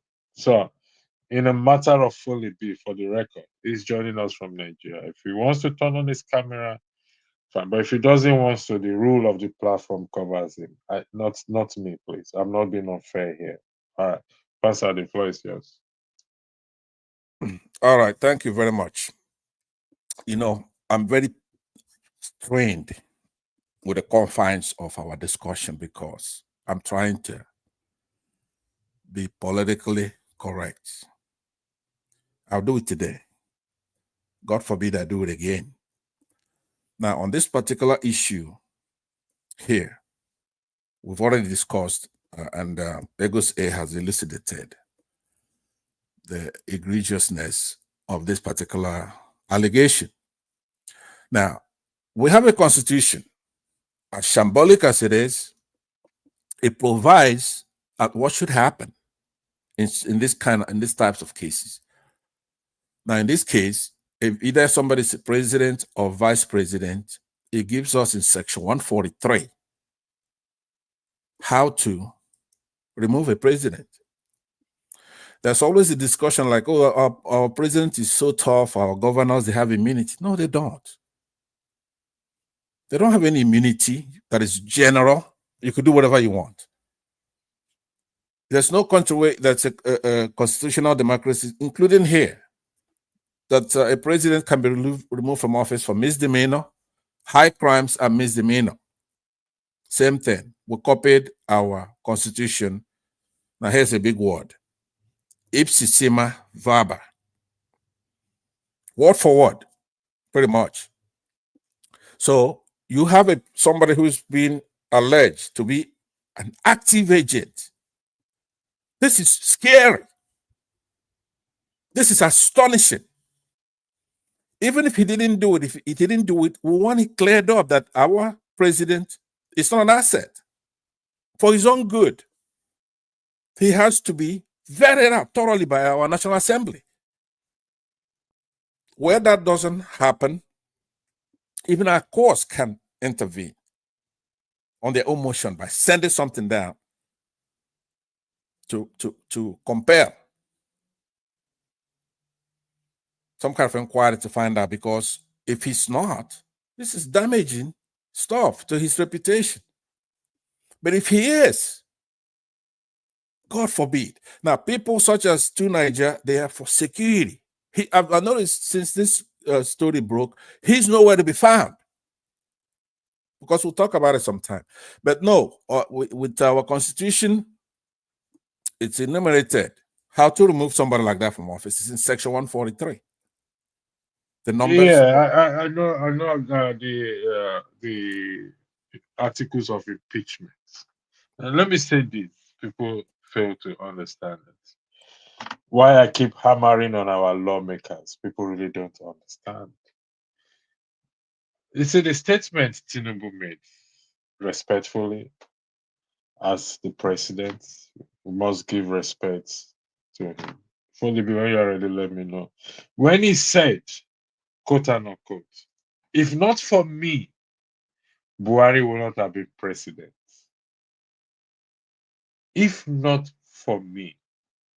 So, at that moment, or when he becomes president, they should have asked for clarification what it means by that statement alone, and invoke the article of impeachment. There are several things that can be used to invoke the articles of impeachment. So, what I would do is this: Pastor, we are meeting on Monday, God willing. If there's any change, I'll let Rudolph know. Rudolph will let you know. But Monday, so that we can look at this. Let me copy it. Where is it? Let me copy so that I can use it as a topic. It's gonna be very serious. Pastor, did you send it to the private chat? What was it? The issue of the assets, CIA assets. Can you, if you don't mind, send it to the private chat? Okay, I will do so. Plus, it'll give us we'll give the story time to progress. We'll get to know what the National Assembly is doing, or anybody. Yeah, I just need to have a background of it. If you can just put it in there, like I said. I will. I'll put it in please. there. Thank you very much. Foley B, are you there? Are you ready? Okay. Foley B is not ready. So what is going to happen is, once Pastor sent that into me, Igor said, this is a serious issue. If our president is an asset based on this document, it's a very serious one. I watch Homeland. I don't know if you've watched Homeland before. If I know if you have watched Homeland, when the head of the Revolutionary Guard became an asset. If you go watch it, this thing happens in real life. It's not stories. They may redact some parts, this and that. The Revolutionary Guard, due to what he did, it became an asset to the CIA. Is it CIA or FBI? No, I think it's the CIA. And once you are an asset to anyone, any government, or any individual, your life is gone. You've got no life again. They tell you when to sit down, when to stand, when to drink water, where to sleep.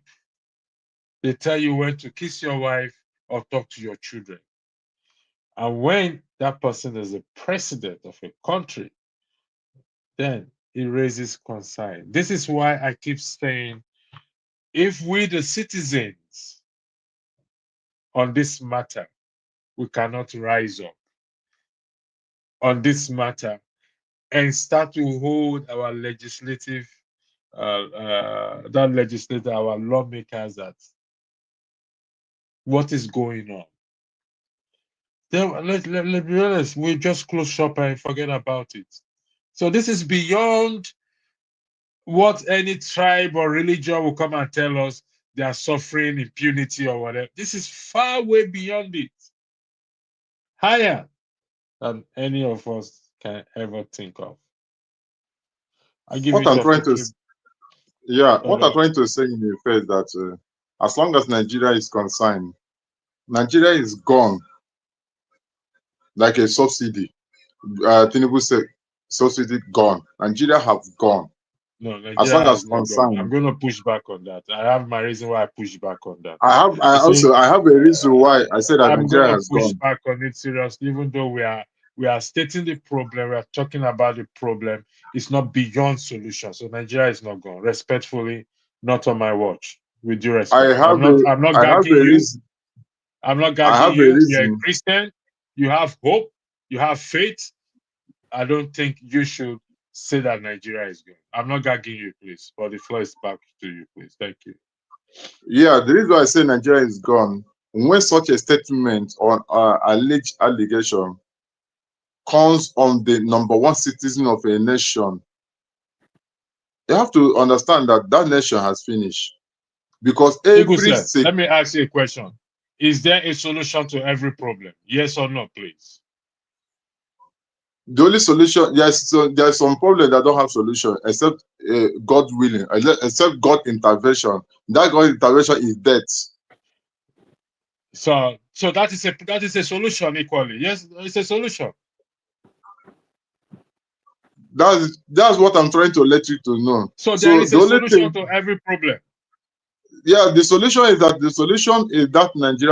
Nigeria problem right now is that what happened to Abacha happens again, and it will not happen only on one person. It happened a lot of them. I am Yes. sorry.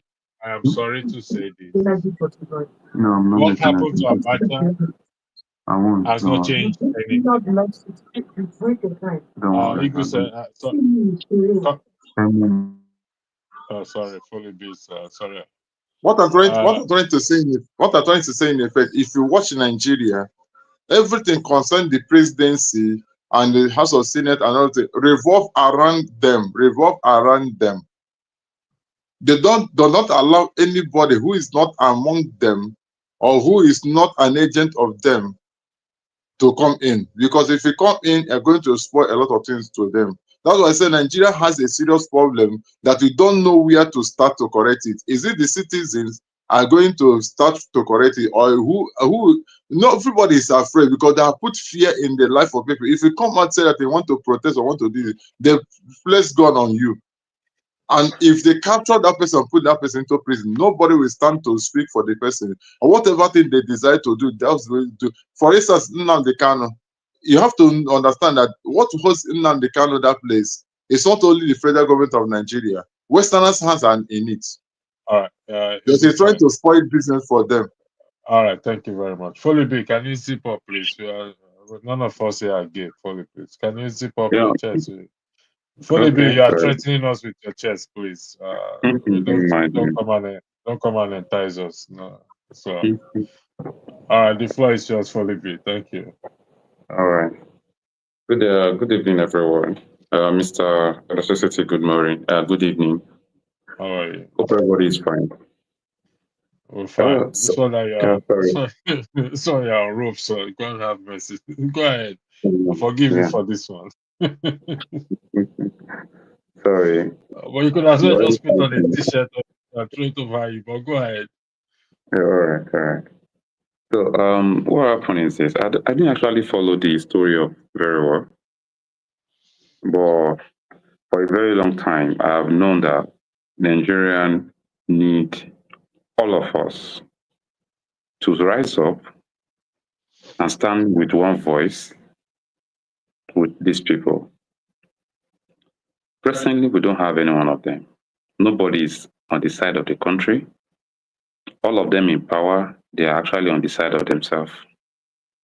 If any one of them likes, let them kill the whole Nigeria. They will support themselves. Except we masses now come together to form a formidable team to put an end to all this, their character, this character governing our space.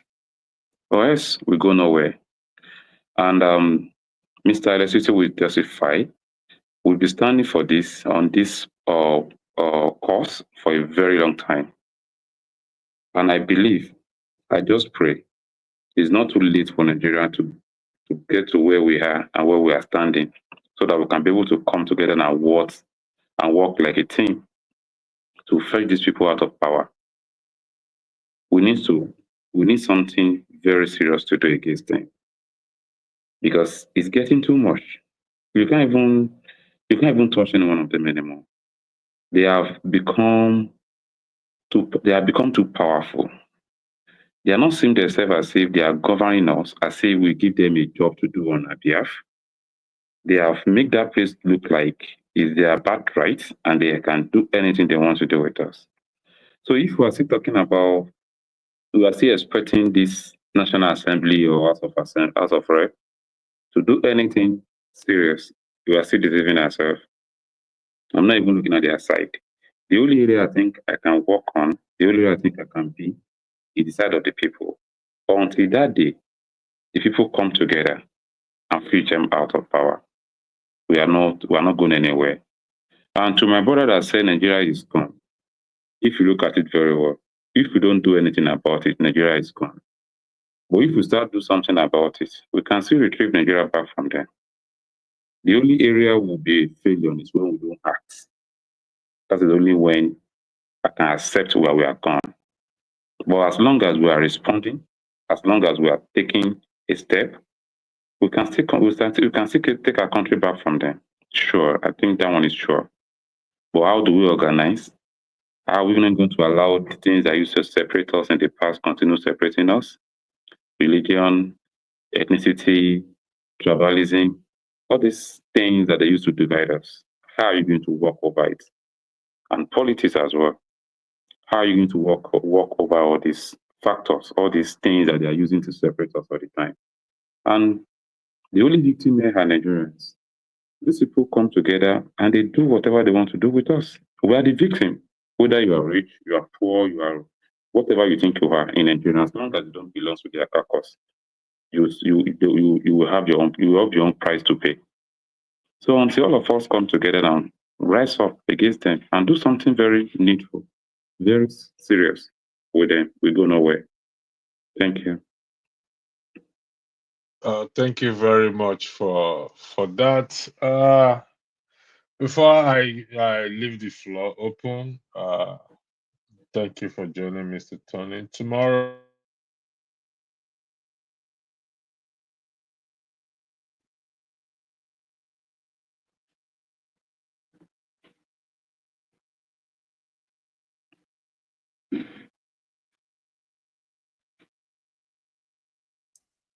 You're muted, electricity. Sorry, my apologies. Sorry for that. Thank you. There's going to be a broadcast tomorrow. I titled it a valedictory broadcast tomorrow. The women's segment will be back on Saturday. Will be co-moderated or moderated. They are there. The women are there, and also on Monday, Pansat, I will take you on. We will focus on the Constitution, which you have interest. I have interest. So. Welcome, Mr. Tony. I'll give you the floor before I go to Pansat, since you're just joining us. Thank you. Good evening, everybody. It's evening here, and greetings to everybody who is listening. Yes, I joined a couple of minutes ago, and I can see that we are talking about Nigeria and the state of the nation. I don't know how long we will continue to talk about Nigeria. The same thing all over. We all know that there's real trouble in the country. But even then, I don't think that Nigeria is finished. We say it, but I think what we mean by that is that the odds appear very much. They appear unsurmountable. But like electricity said, until you start articulating a solution, in fact, they say necessity is the mother of invention. If there is no problem, there is no solution. That is how the world has always been. A lot of the discoveries that have been made are based on people trying to solve problems. So we have a serious problem. And if we are able to, like Foley said, look beyond primordial sentiments like ethnicity, religion, and look squarely at the problem. And in doing that, we make sure that we're looking at justice, we're looking at equity, we're looking at fair play. These are some of the things that are lacking in our country today. There's no justice, there's no fair play, there's even the will to implement or to ensure that the laws are applied as they should. It's not there. So it's almost like a jungle, an animal kingdom where might is right. So that's not how a state is run. And once any state, if the institutions are weak and people see why they call it black, that nation will not move forward. So we know all this. We know these are problems. And when it comes to, we travel outside, we see other nations, the way they operate. We behave well when we go out. But once we come, if you look at our soldiers and our police people, once they go on international assignments, they do very well. But when they come to Nigeria, it's different. So the question would be, what is it in the Nigerian situation that makes us behave the way we're behaving? Is it in ourselves? Is it in our attitude? And you mentioned the Constitution. I know that there's no Constitution that is perfect. Well, that's for another day when we discuss it. There's no Constitution that is perfect. Yeah, we'll talk about it on Monday. Yeah. Monday, just be on the lookout. Hopefully, I'm alive till then. So You'll be alive. So I don't grudge those who think that what we need is a radical situation, like a surgery. Because there are certain diseases that you cannot cure unless there's a surgery, and in the process, there'll be blood shed, there'll be pain, but ultimately, healing comes. So I don't grudge those who think that at the stage that we are in now, that is the direction we should go. But I don't agree that we have reached a place where we can say there's no hope. That I don't agree, as bad as things are. Let me yield the floor. all right, thank you. We're gonna make our closing argument because we're gonna continue with this on Monday, looking at the asset issue, the president being an asset. I'll try and find that redacted document if it's online. I don't know if I can get it to, but if it's an asset, every one of us should be consigned. In fact, already we are consigned, but we need to be more consigned. And like I said again, this is my own closing argument. Like I said again, it is down to the citizens holding our elected reps, the red and blue chamber. If this is true, are we just going to fold our hands and say Serahai, whatever will be? Because we're not going to, I don't come here to just talk for the sake of talking. No, I don't do that. I don't believe in that. That's not me. I come here to talk with the hope that it's going to ignite something in every one of us. And we're going to rise up and do something about it. So that's all I have to say. Pastor, I'll give you 3 minutes because we have a date on Monday, so don't take too long, please. You have all you want to say on Monday, please. Thank you. All right, thank you very much, and welcome to the show, Tony, and those who are listening to us. We've had a civil discussion. It's not going to solve the problem in our country. It's not going to be civil discussion all the time. But today, I said, let me see what Mr. Wellborn, how are you? That's my brother from Ghana and Nigeria, a fine soldier that served in our military, but a true African, good heart, with valor. We don't respect people like that because we don't have our heads screwed up properly. But let me say that electricity, you're more concerned with style over substance. You asked me, you posed a very interesting question earlier. You say, and you've continued all the way, putting the onus on the Nigerian people rather than the leaders.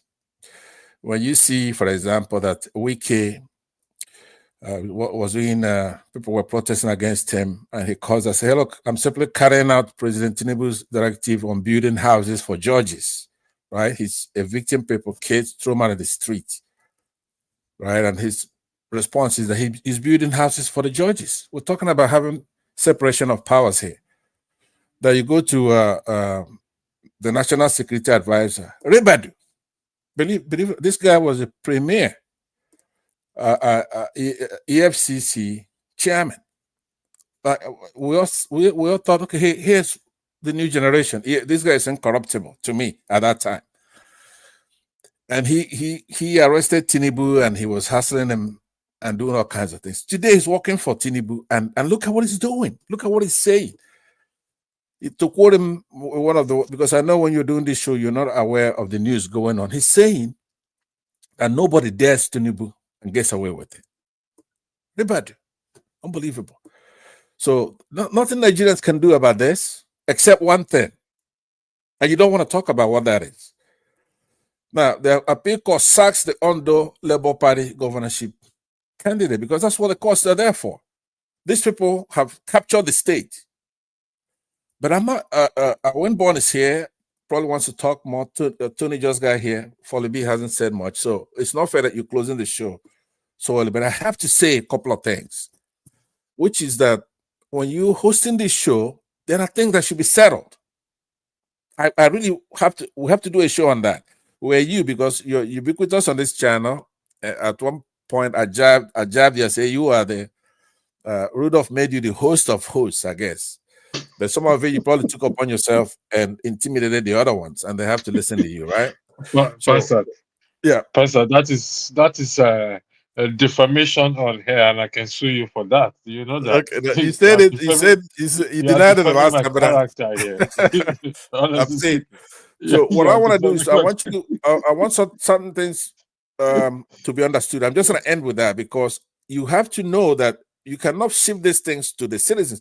The only thing they can do is to violently take over their country back. That's it. Okay. If you're not advocating that, then you can have that discussion. Yeah. That's what you've been wanting to say since Passat, for the citizens to violently take over. And let me tell you this. I am not against that. It now depends on, we now need to define what that violence is all about. Okay? We now need to now put it in context, and so that we are not seen as inciting what do you call it? Inciting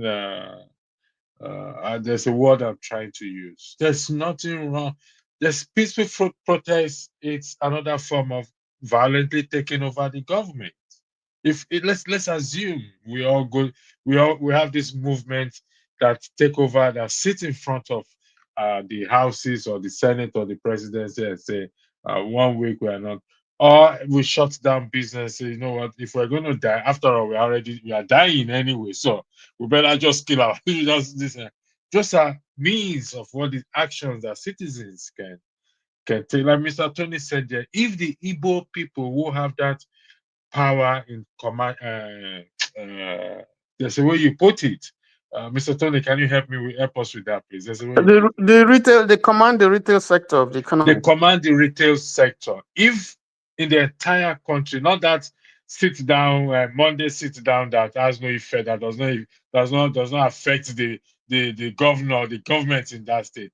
But if they use their veto power of that retail sector and shut the country down, I can guarantee you they will come to the table and have this discussion.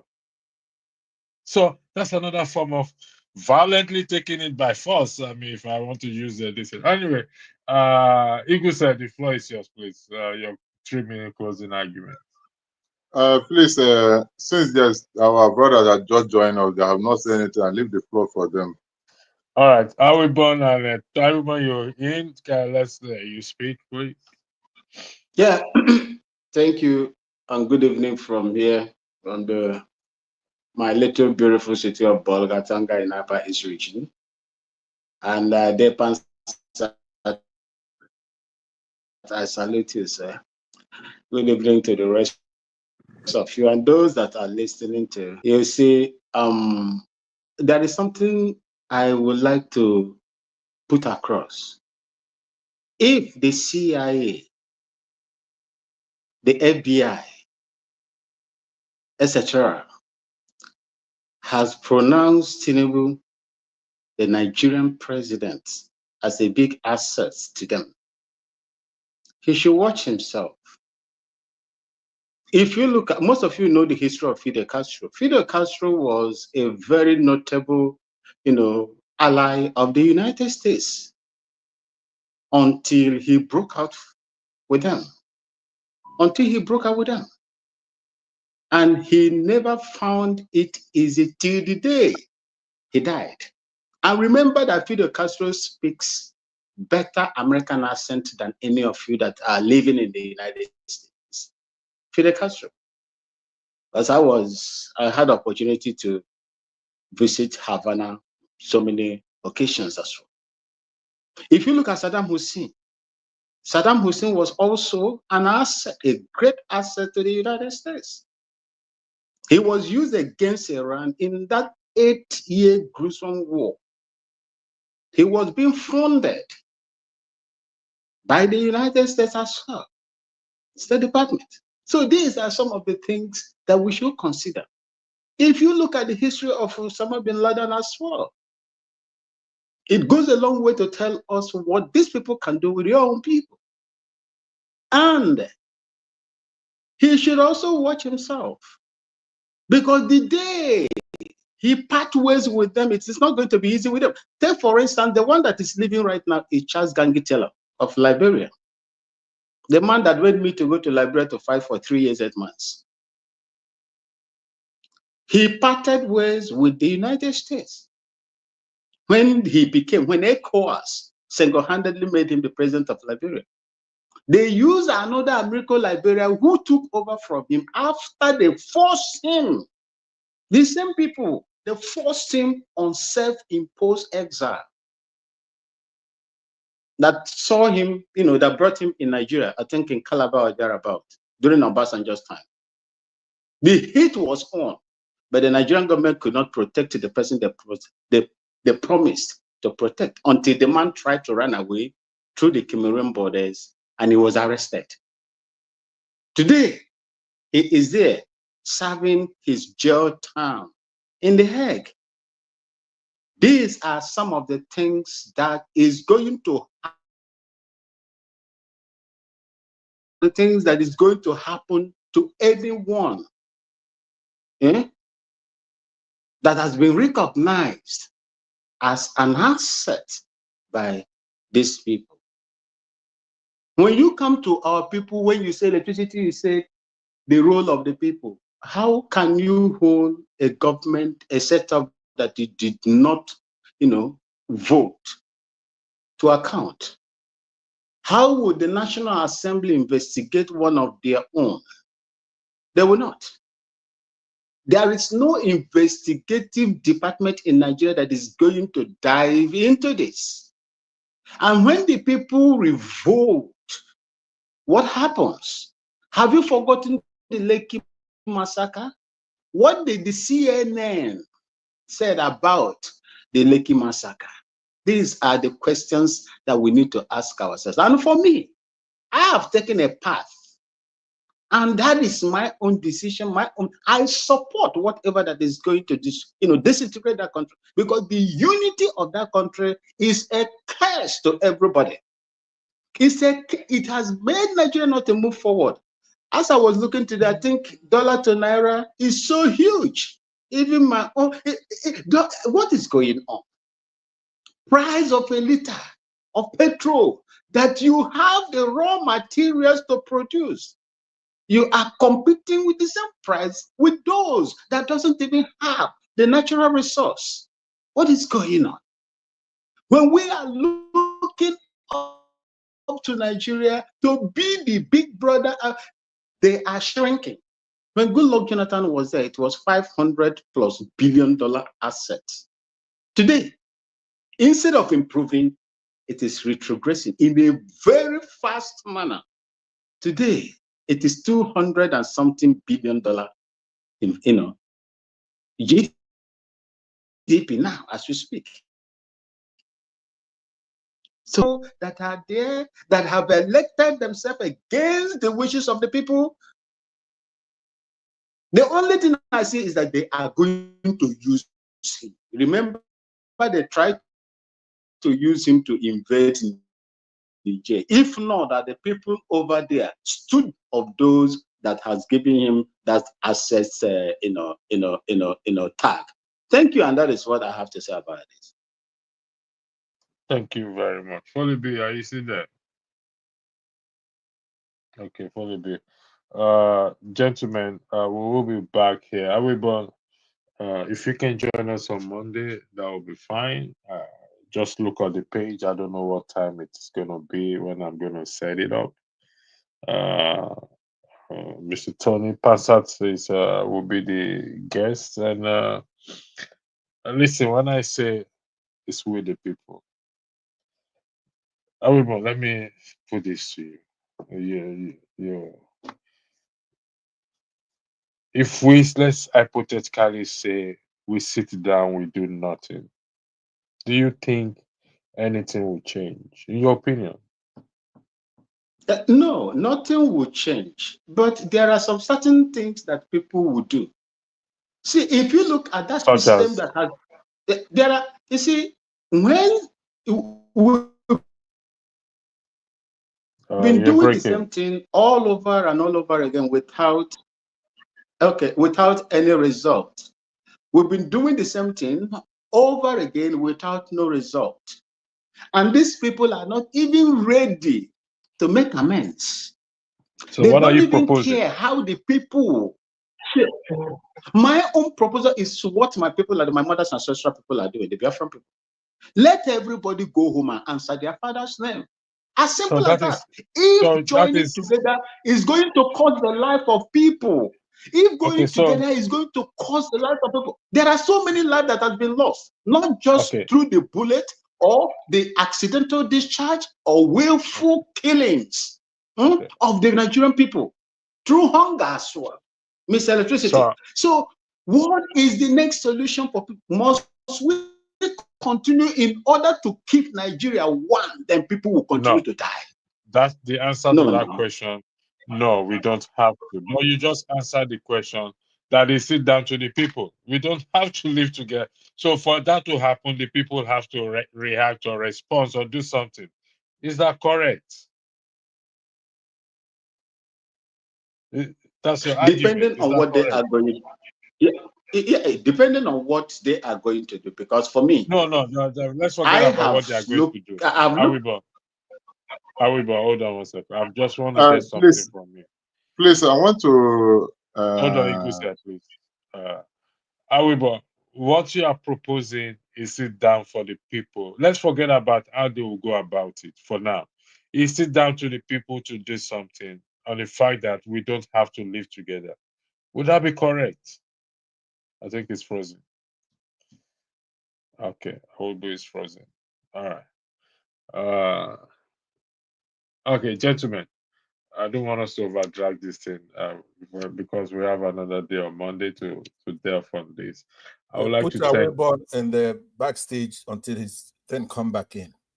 I'm about to. So, gentlemen, pass out. I would like to again thank you, and you know why I'm thanking you again. So, the Holy Spirit is upon you, and keep it up as it is. And Passat is born again. Yeah. Don't count on it. I told you. And Passat, you just Who delivered my uncle? Who delivered my uncle? Pastor did not use any. He didn't even tell me to shut up or whatever it is today. I didn't even know that is him until you mentioned his name. He's really born again. He's born again. I can tell you he's going to heaven now. He's displaying the good federal character that we want in Nigeria. That's how it should be. That's how it should be. It's a symbol for people younger generation. I would recommend it for them to follow his footsteps. So, but he made an allegation against me, which he has withdrawn. Oh, that's good. That's good. That's good. He withdrew that I am the master or whatever it is of the platform. That is incorrect, master. I refute that. So, gentlemen, we're gonna see on Monday, God willing, and for those who give super chat and what's the name, 2YK, TLIG, thanks for clarifying yourself. Kulata, thank you also. Oscar Blackbone, thank you for your super chat, and we'll be back here again tomorrow. I don't know about Friday, but Saturday the ladies segment will be back. And on Monday, we are starting a new discussion in the matter of the allegation of assets, the constitution, and the role of the citizens in nation building. It's going to be interesting, and it's going to be an educational discussion. I encourage us to have whatever document you want to refer to, because verification will be made. No false statement or claim like what Passat made and somebody said, and I raised it up, and it was cleared that way. The record was clear that the guy is a lecturer, he lectures on guerrilla warfare and everything. So that is the angle we will be going forward, referencing documents for the purpose of this channel integrity and to have things correct there. So you have a lovely evening, and I will see you hopefully tomorrow. Thank you very much, and God bless. Good night, everybody. Thank you.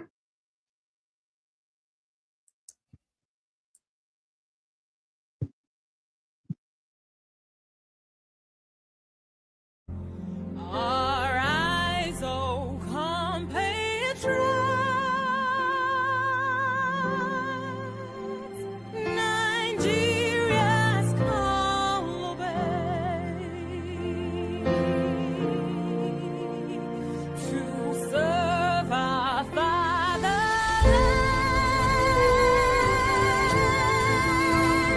with love and strength and faith. Our heroes past shall never be in vain. To serve with heart and might, one nation bound in freedom, peace and unity. Hey, that's so. Oh yeah. Arise, O compatriots, Nigeria call obey, to serve our fatherland with love and strength and faith. The labor of our heroes past shall never be in vain. To serve with heart and might, one nation bound in freedom. In freedom. In freedom. Peace and unity. Arise, my people, arise, my people.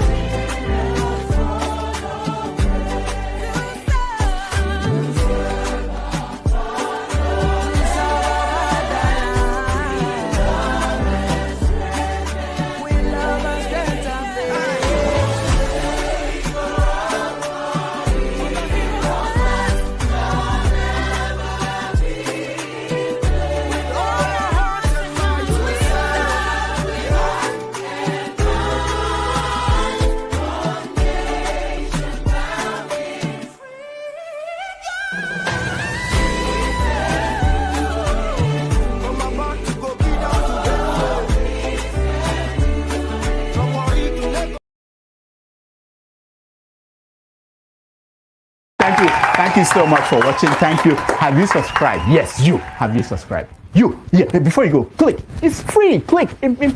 Just that's it. Have you subscribed? You're laughing. Have you subscribed? Have you subscribed? Thank you. Thank you.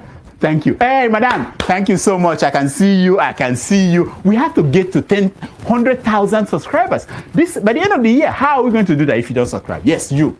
Yes, you're about to click off. Why? Have you subscribed? It's free. If you don't, ask your son. Ask your daughter. How to? Just one click. Thank you. Thank you. I see you. Aha. Thank you very much. Thank you very much. I'll see you tomorrow.